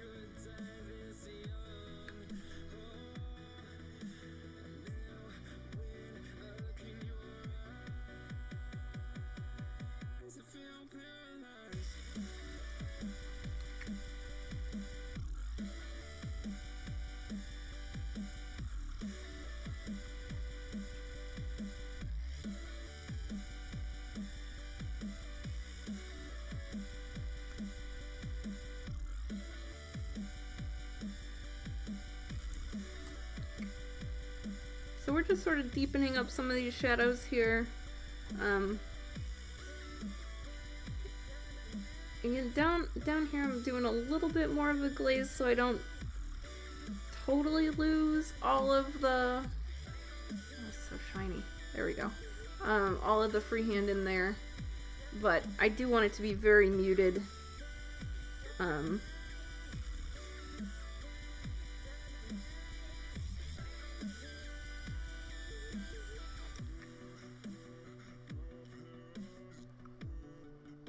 Take some of the shine away there so you can see.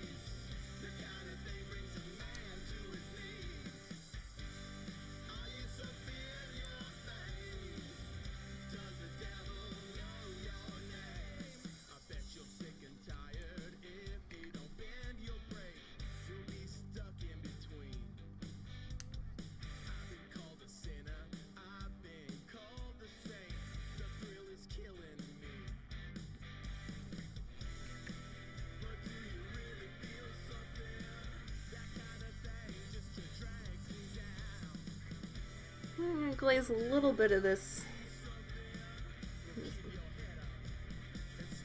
A little bit in here.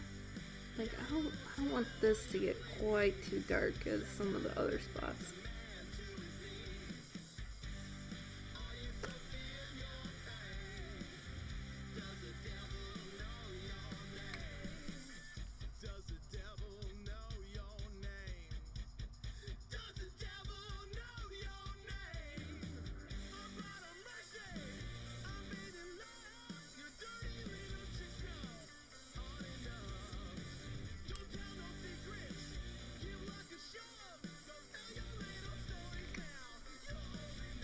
Alright, but then again, down here we're gonna go pretty heavy-handed with the dark shadow.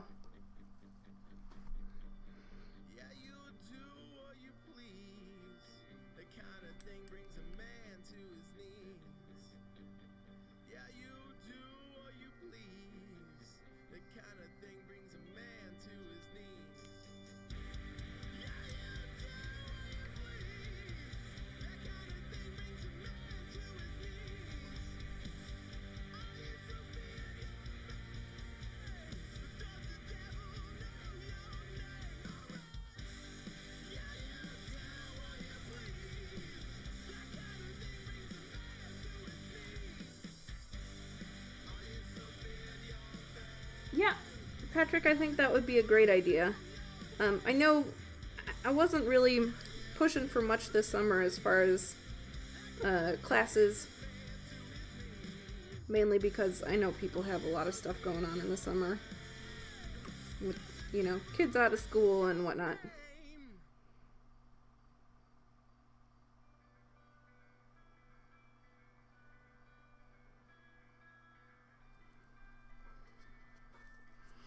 Alright, so that's pretty dark. Don't really see much of any freehand down there, and we wouldn't really expect to in such a deep shadow.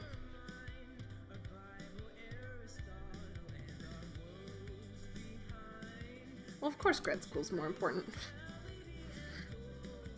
It means you have your priorities straight.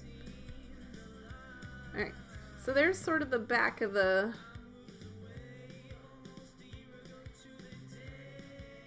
back of that. I'm gonna go ahead and do some of the front.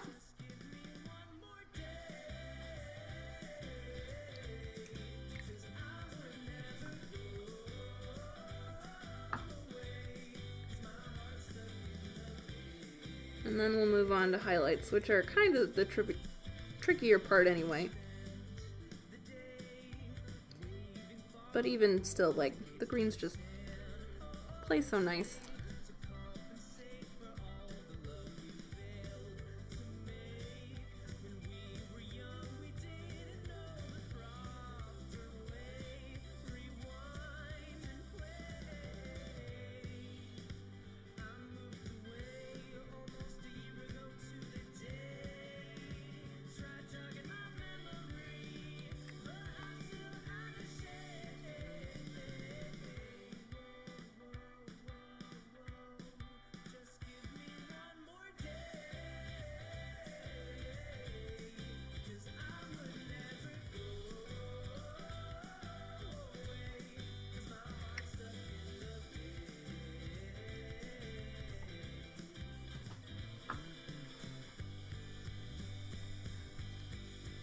Alright, and then go.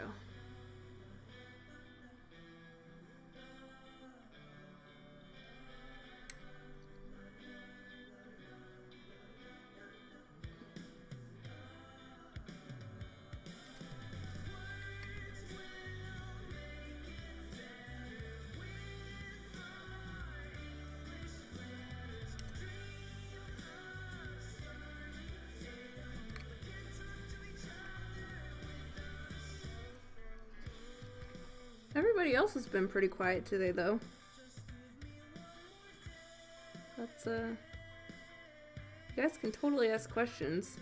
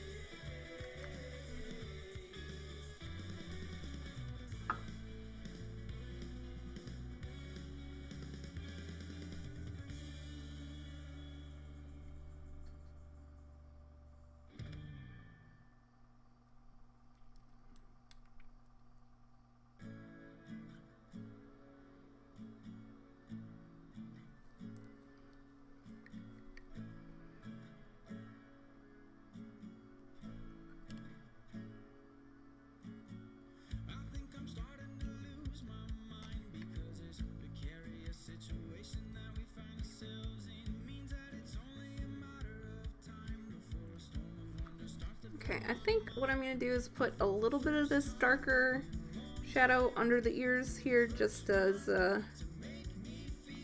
add a little more kind of pretend depth to the hood here. A lot of it's very, very flat.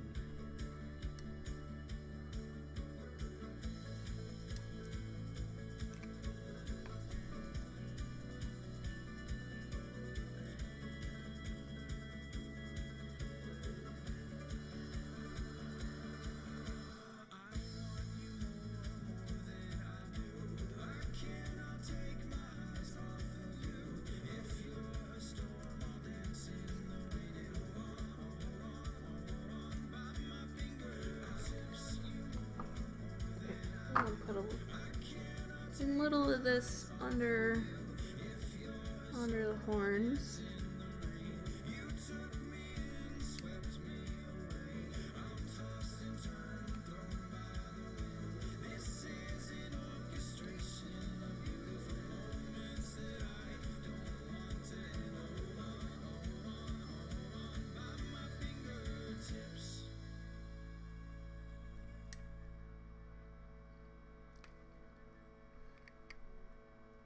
And then a little bit under this fold.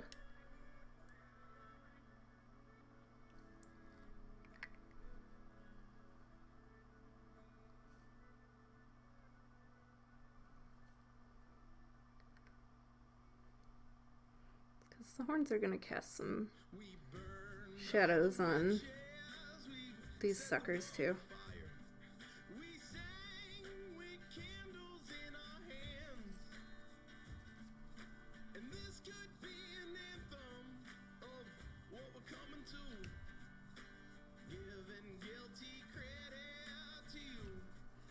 Okay.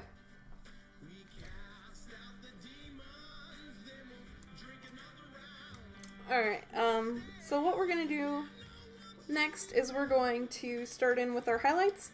And for highlights, I like worm green. And for the first step, I will mix like half worm green, half iocine green. And then for then the second highlight, I'll do totally worm green.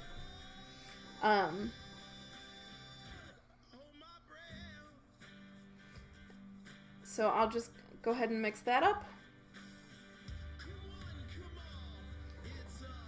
And we will start doing some highlights. And now we have to be a little careful because with the highlights we don't necessarily want to go over our freehand.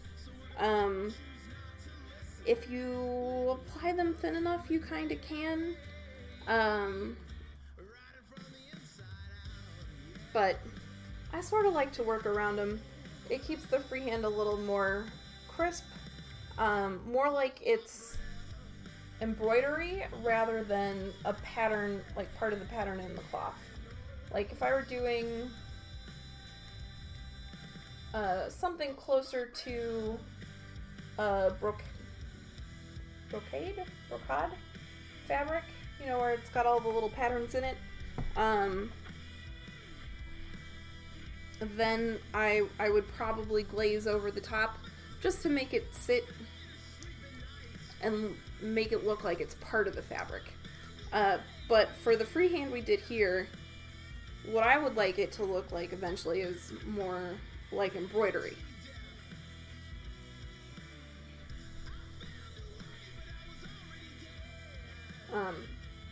So I'm kind of gonna highlight around. Let me tell you about a man that was scared because he never seemed to understand what he got old.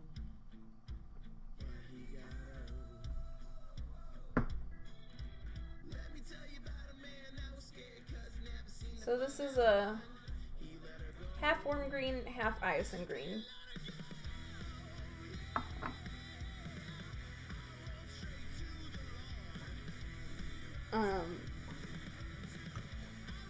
And then I'm still gonna go ahead and be using my size 2, and for the most part I'll do the bigger highlights along up here, and then try and do smaller ones in and around, and then kind of blend the two together so they look like they're more like one seamless highlight.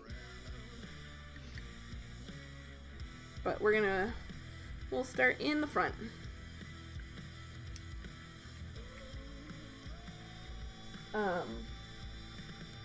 And highlights are always more difficult than shadows. It helps if you have a little more of an edge to work up to. Oops, that's too aggressive. And don't do what I just did, which is go too far into the paint.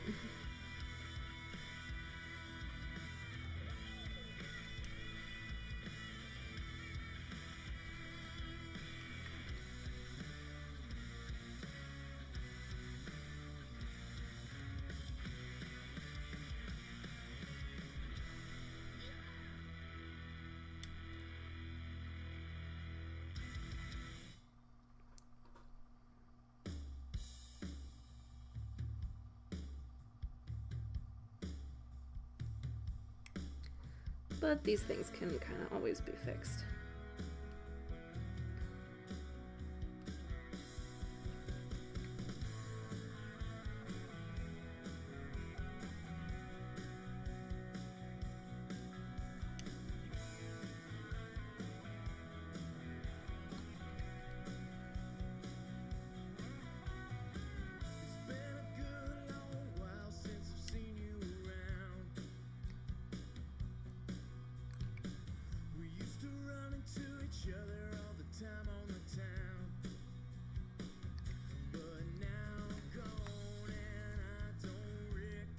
And if I have a little bit of a line over this smooth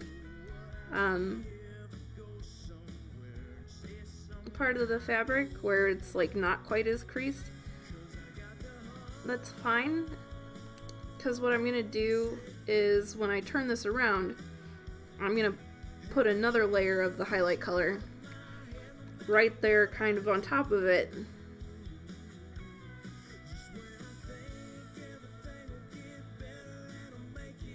And it's gonna look like one seamless.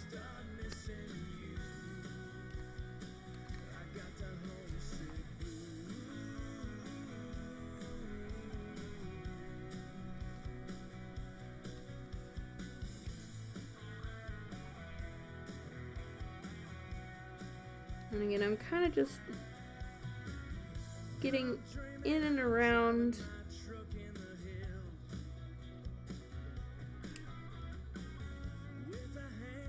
I'm trying not to let anything get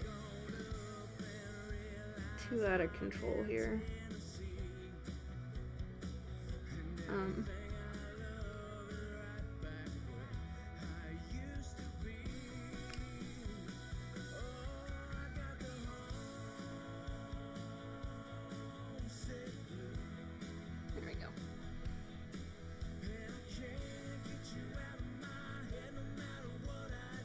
I'm sort of gonna go ahead and dab some of the paint off my brush a little bit, make it more of a glaze, and sort of fix the place I messed up a little before.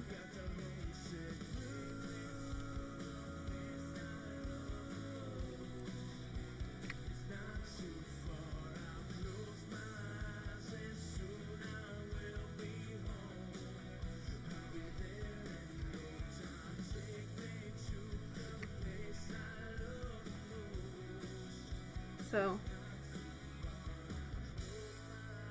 it's starting to get some contrast. And then of course we will be going up one more highlight. Because if there's one thing that you can never get enough of in a model that's going to be sitting on a tabletop, it's contrast. Alright, so now we're going to come over here, and you can kind of see that I've got a little bit of a line. Maybe, there we go, his stick's in the way. So there's a little bit of a line there, and we're going to go ahead and put some of our highlight color pretty much right there on top of it, and then blend that out, and then the line kind of disappears into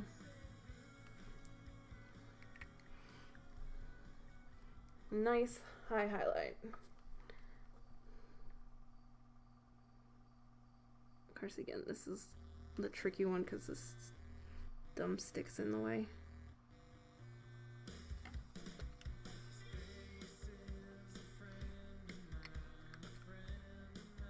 Normally I like to paint things fully assembled, unless like something is really getting in my way. At this point, I really wish I had left this stick off.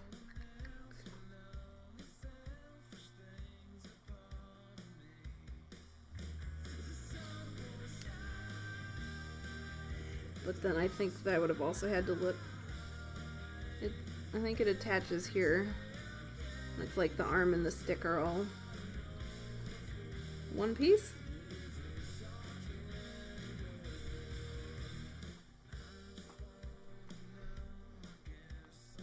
Yep, I love this green. I love making it super vibrant.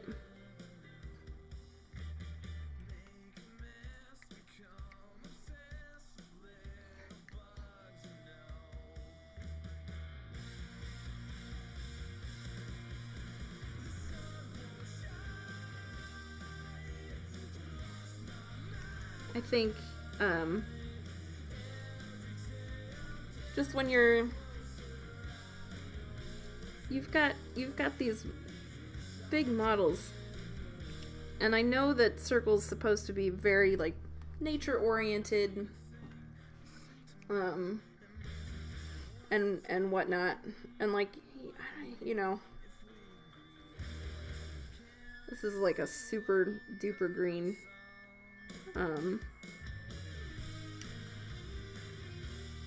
And it might be like too vibrant, but you know, again, for models on a table,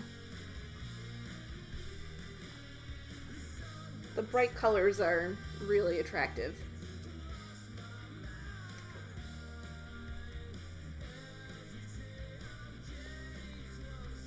I used to not highlight my greens up so high.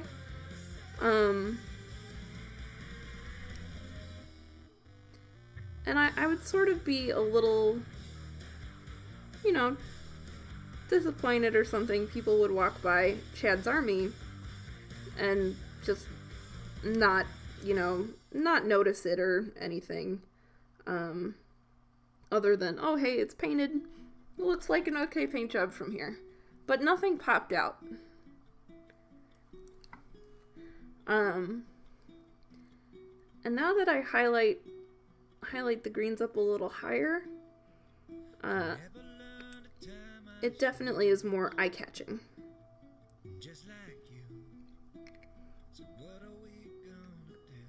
Alright, I gotta be a little careful in here.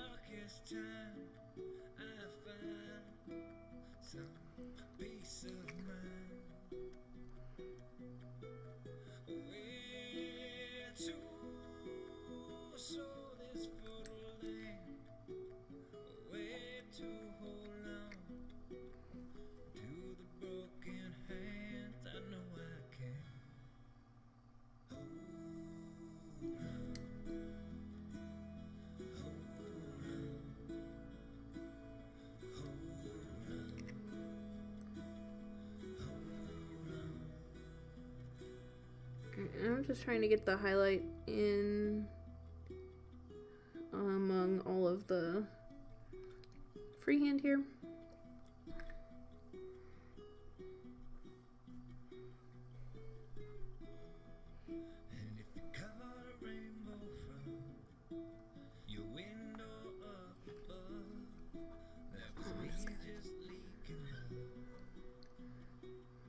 Always trying to get a good angle on.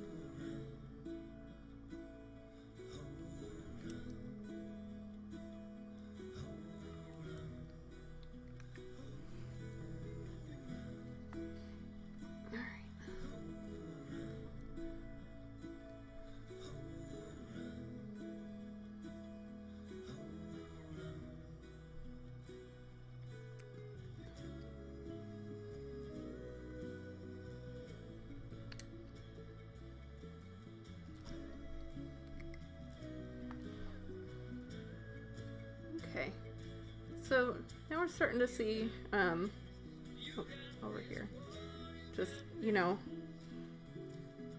brightening up everything here. Alright, and then this one's going to be a really good one for the highlight two brush blending sort of, you know, there you come in and pull out, and you still, like, you don't want to get it over your freehand. But this is gonna leave a bit of a line, but over here the blend is gonna be nice, you know, nice and smooth. And if you're quick enough, or it's small enough, you can kind of quick flip it around and blend the other side. But for something this big, I'll let it just dry, which is why I've sort of continued down here more than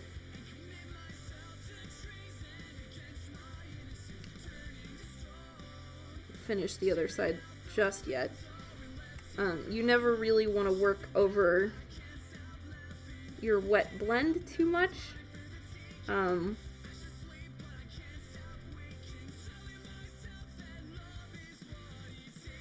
Because that can screw it up.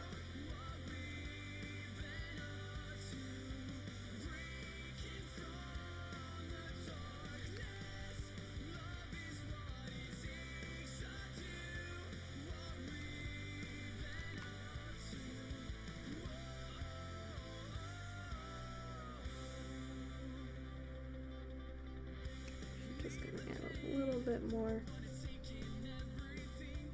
more like a glaze again, just to sort of smooth it out even a little bit more.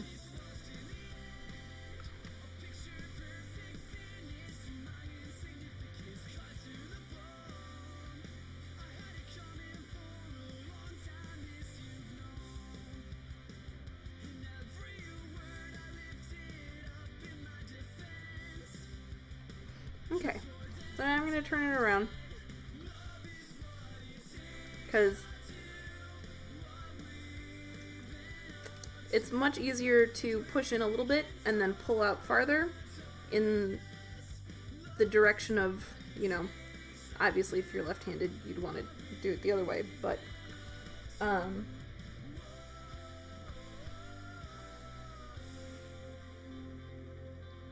so I'm just kind of going to put this over top and then blend in and pull out.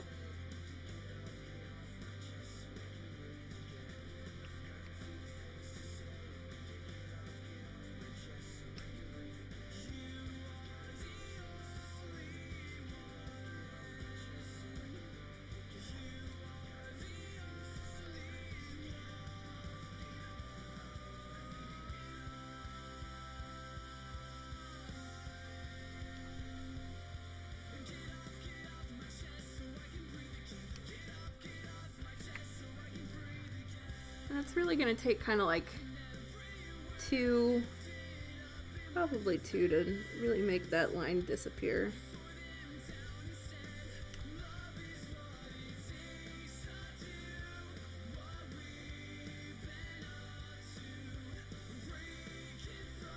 I'm starting to blend too much.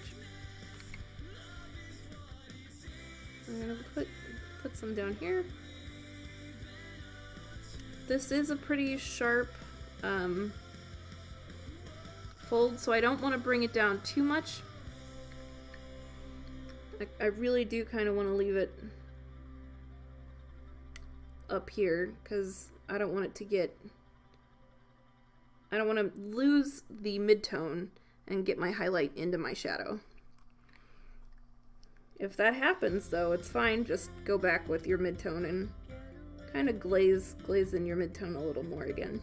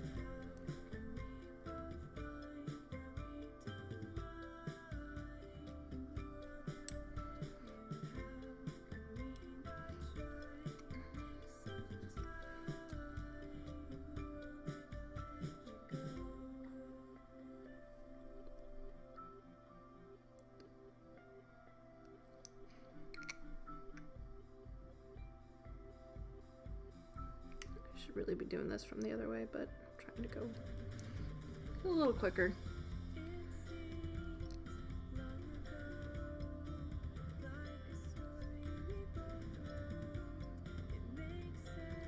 Alright, so then again, I would continue on here with doing this up top, but what I want to do instead is put the last highlight on the bottom of the green skirt in the last like 20 minutes that we have, just so you can sort of see the full effect of the contrast.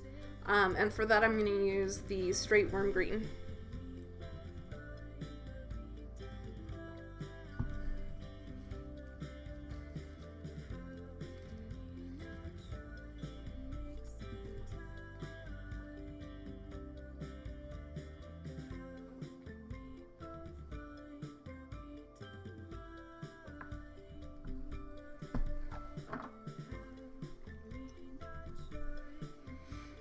And we're going to keep this highlight smaller than the last one,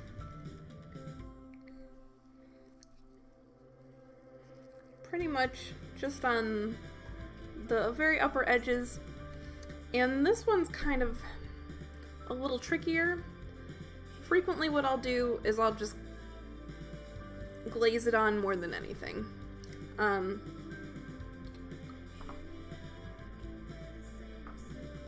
More like a heavy glaze.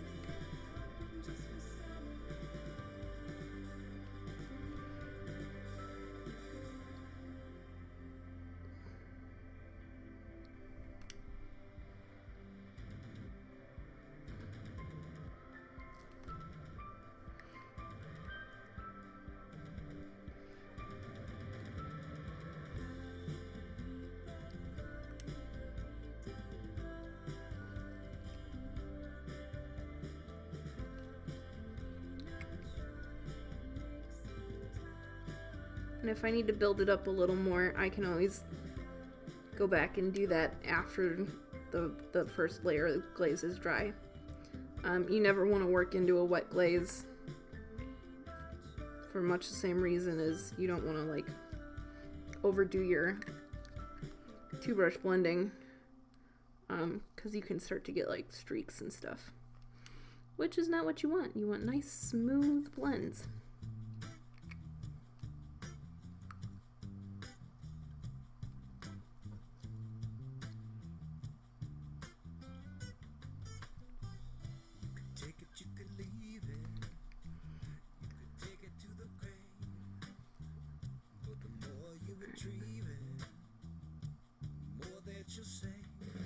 I'm just gonna keep on sort of bringing it down a little.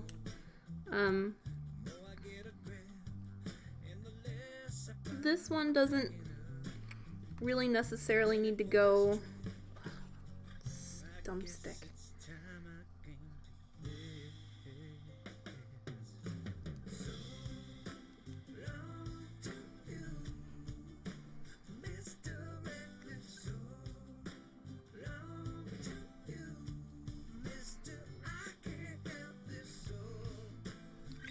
So we're keeping it pretty small, very controlled, really applying it more like a glaze.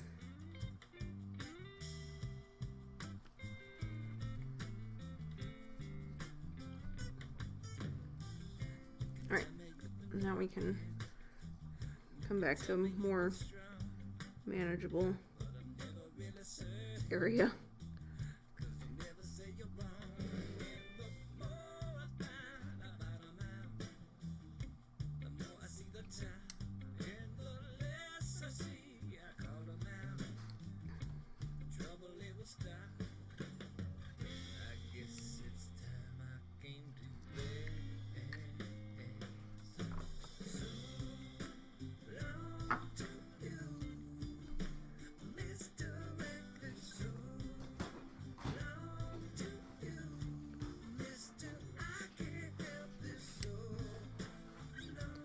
And then I still sort of use my second brush to blend out the edge of the glaze just so there's not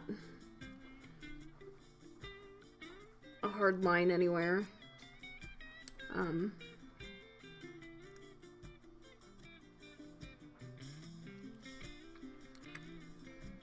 It's not really proper two brush blending. It's kind of a bit of an in-between.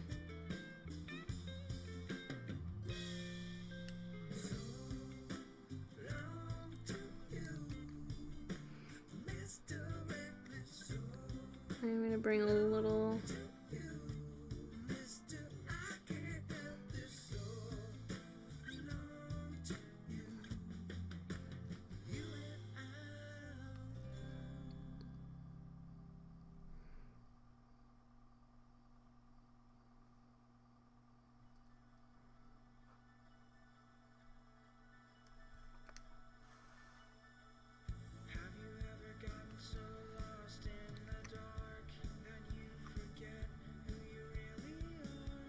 so now we're starting to, you can kind of see. Alright, go ahead and add the final highlight to this nice nice big fold. And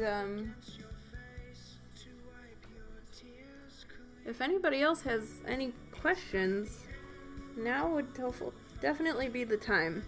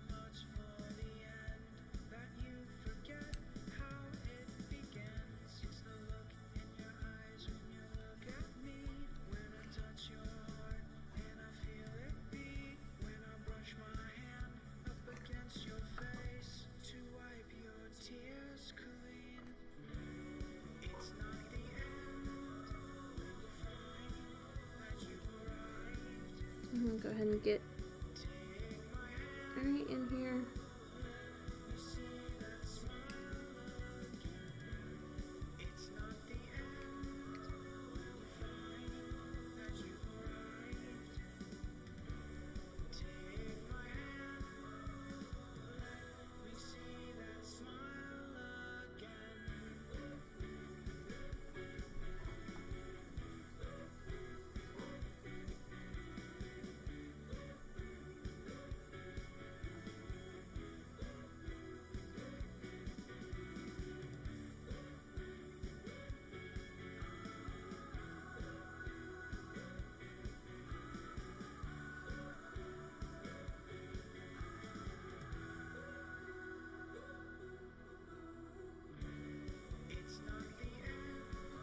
Okay, and then we can turn them around and do a little bit on the other side, just to sort of smooth out the one little bit of line that we did leave.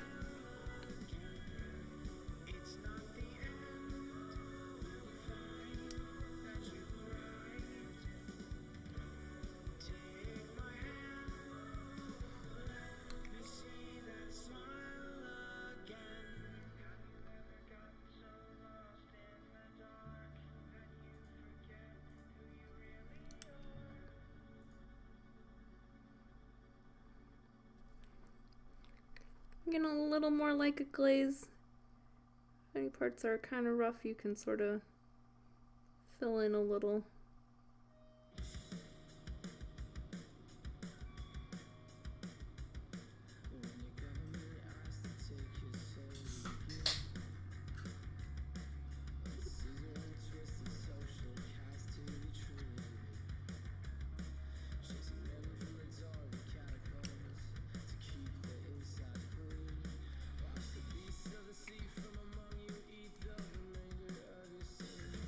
And add just a little bit down on the edge here, just because. And then this sort of part that flips up is a little odd, because really I should probably bring more shadow in here, but I'm going to highlight right in here, which I sort of think I missed before, but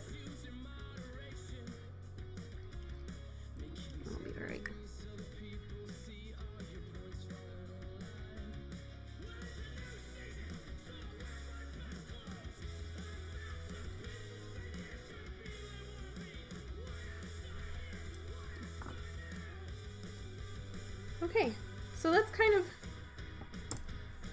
what I'm doing for the greens here.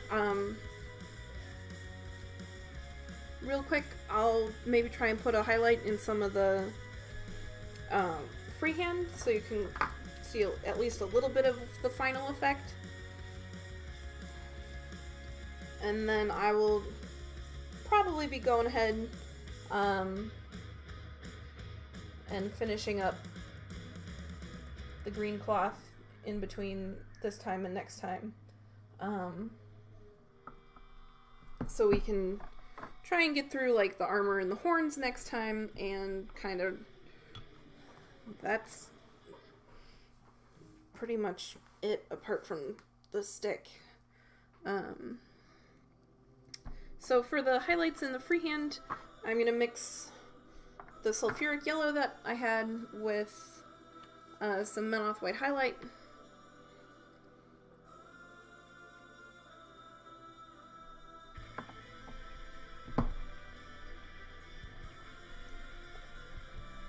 And it kind of ends up this really nice pale yellow.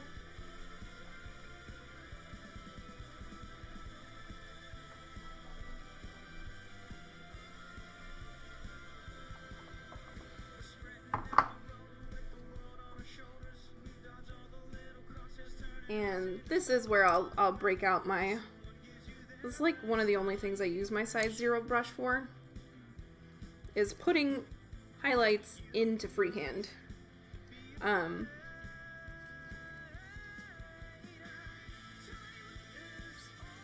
Dust on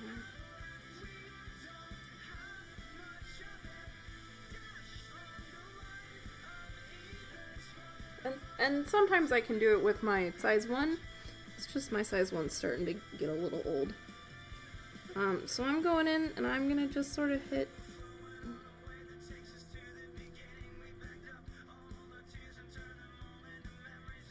some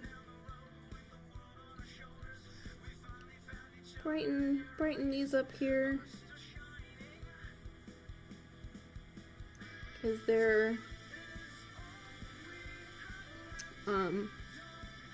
on the high end of the fabric. We want them to stand out a little more.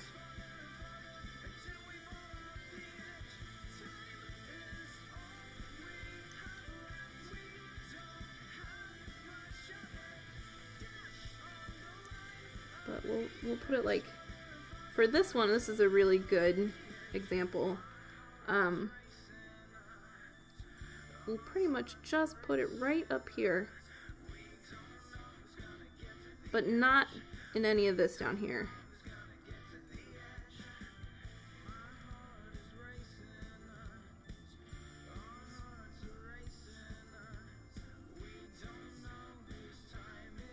And then let's do this fold too.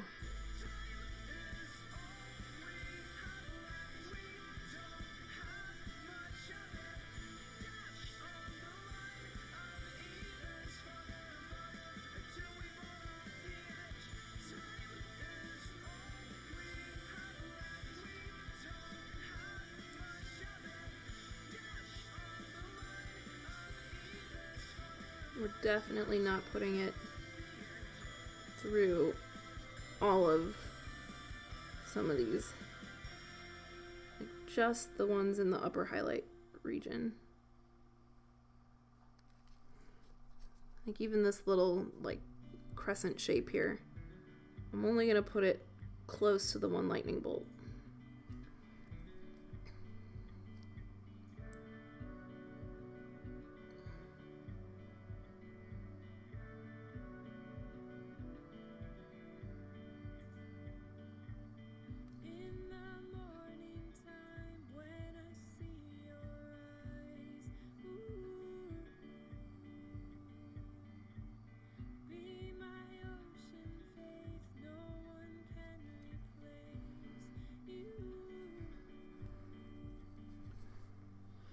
Right. And then of course I'll do the same over here on this one, where the stick gets in the way. But in the meantime, you can sort of see how that pops out, just that highlighted area of freehand just a little more. And if I find that like things get a little dull, I might go back with just the sulfuric yellow and pick out just a little in here, in these somewhat transitional areas, just to reinforce the freehand a little bit more, without losing the effect of it totally, disappearing in the shadows. Anyway, that's about all we got for today. So go ahead and throw any last minute questions into chat.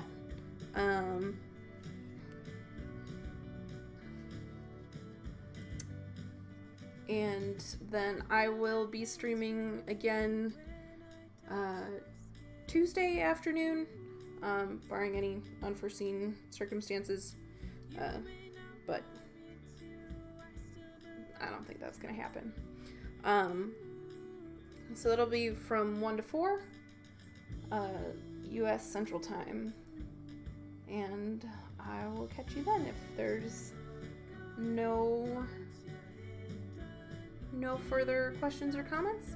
And go ahead and wrap it up. Thanks everyone for tuning in and watching, and hopefully you picked up some good tips for freehand and two brush blending. Alright, thanks. Catch you next time.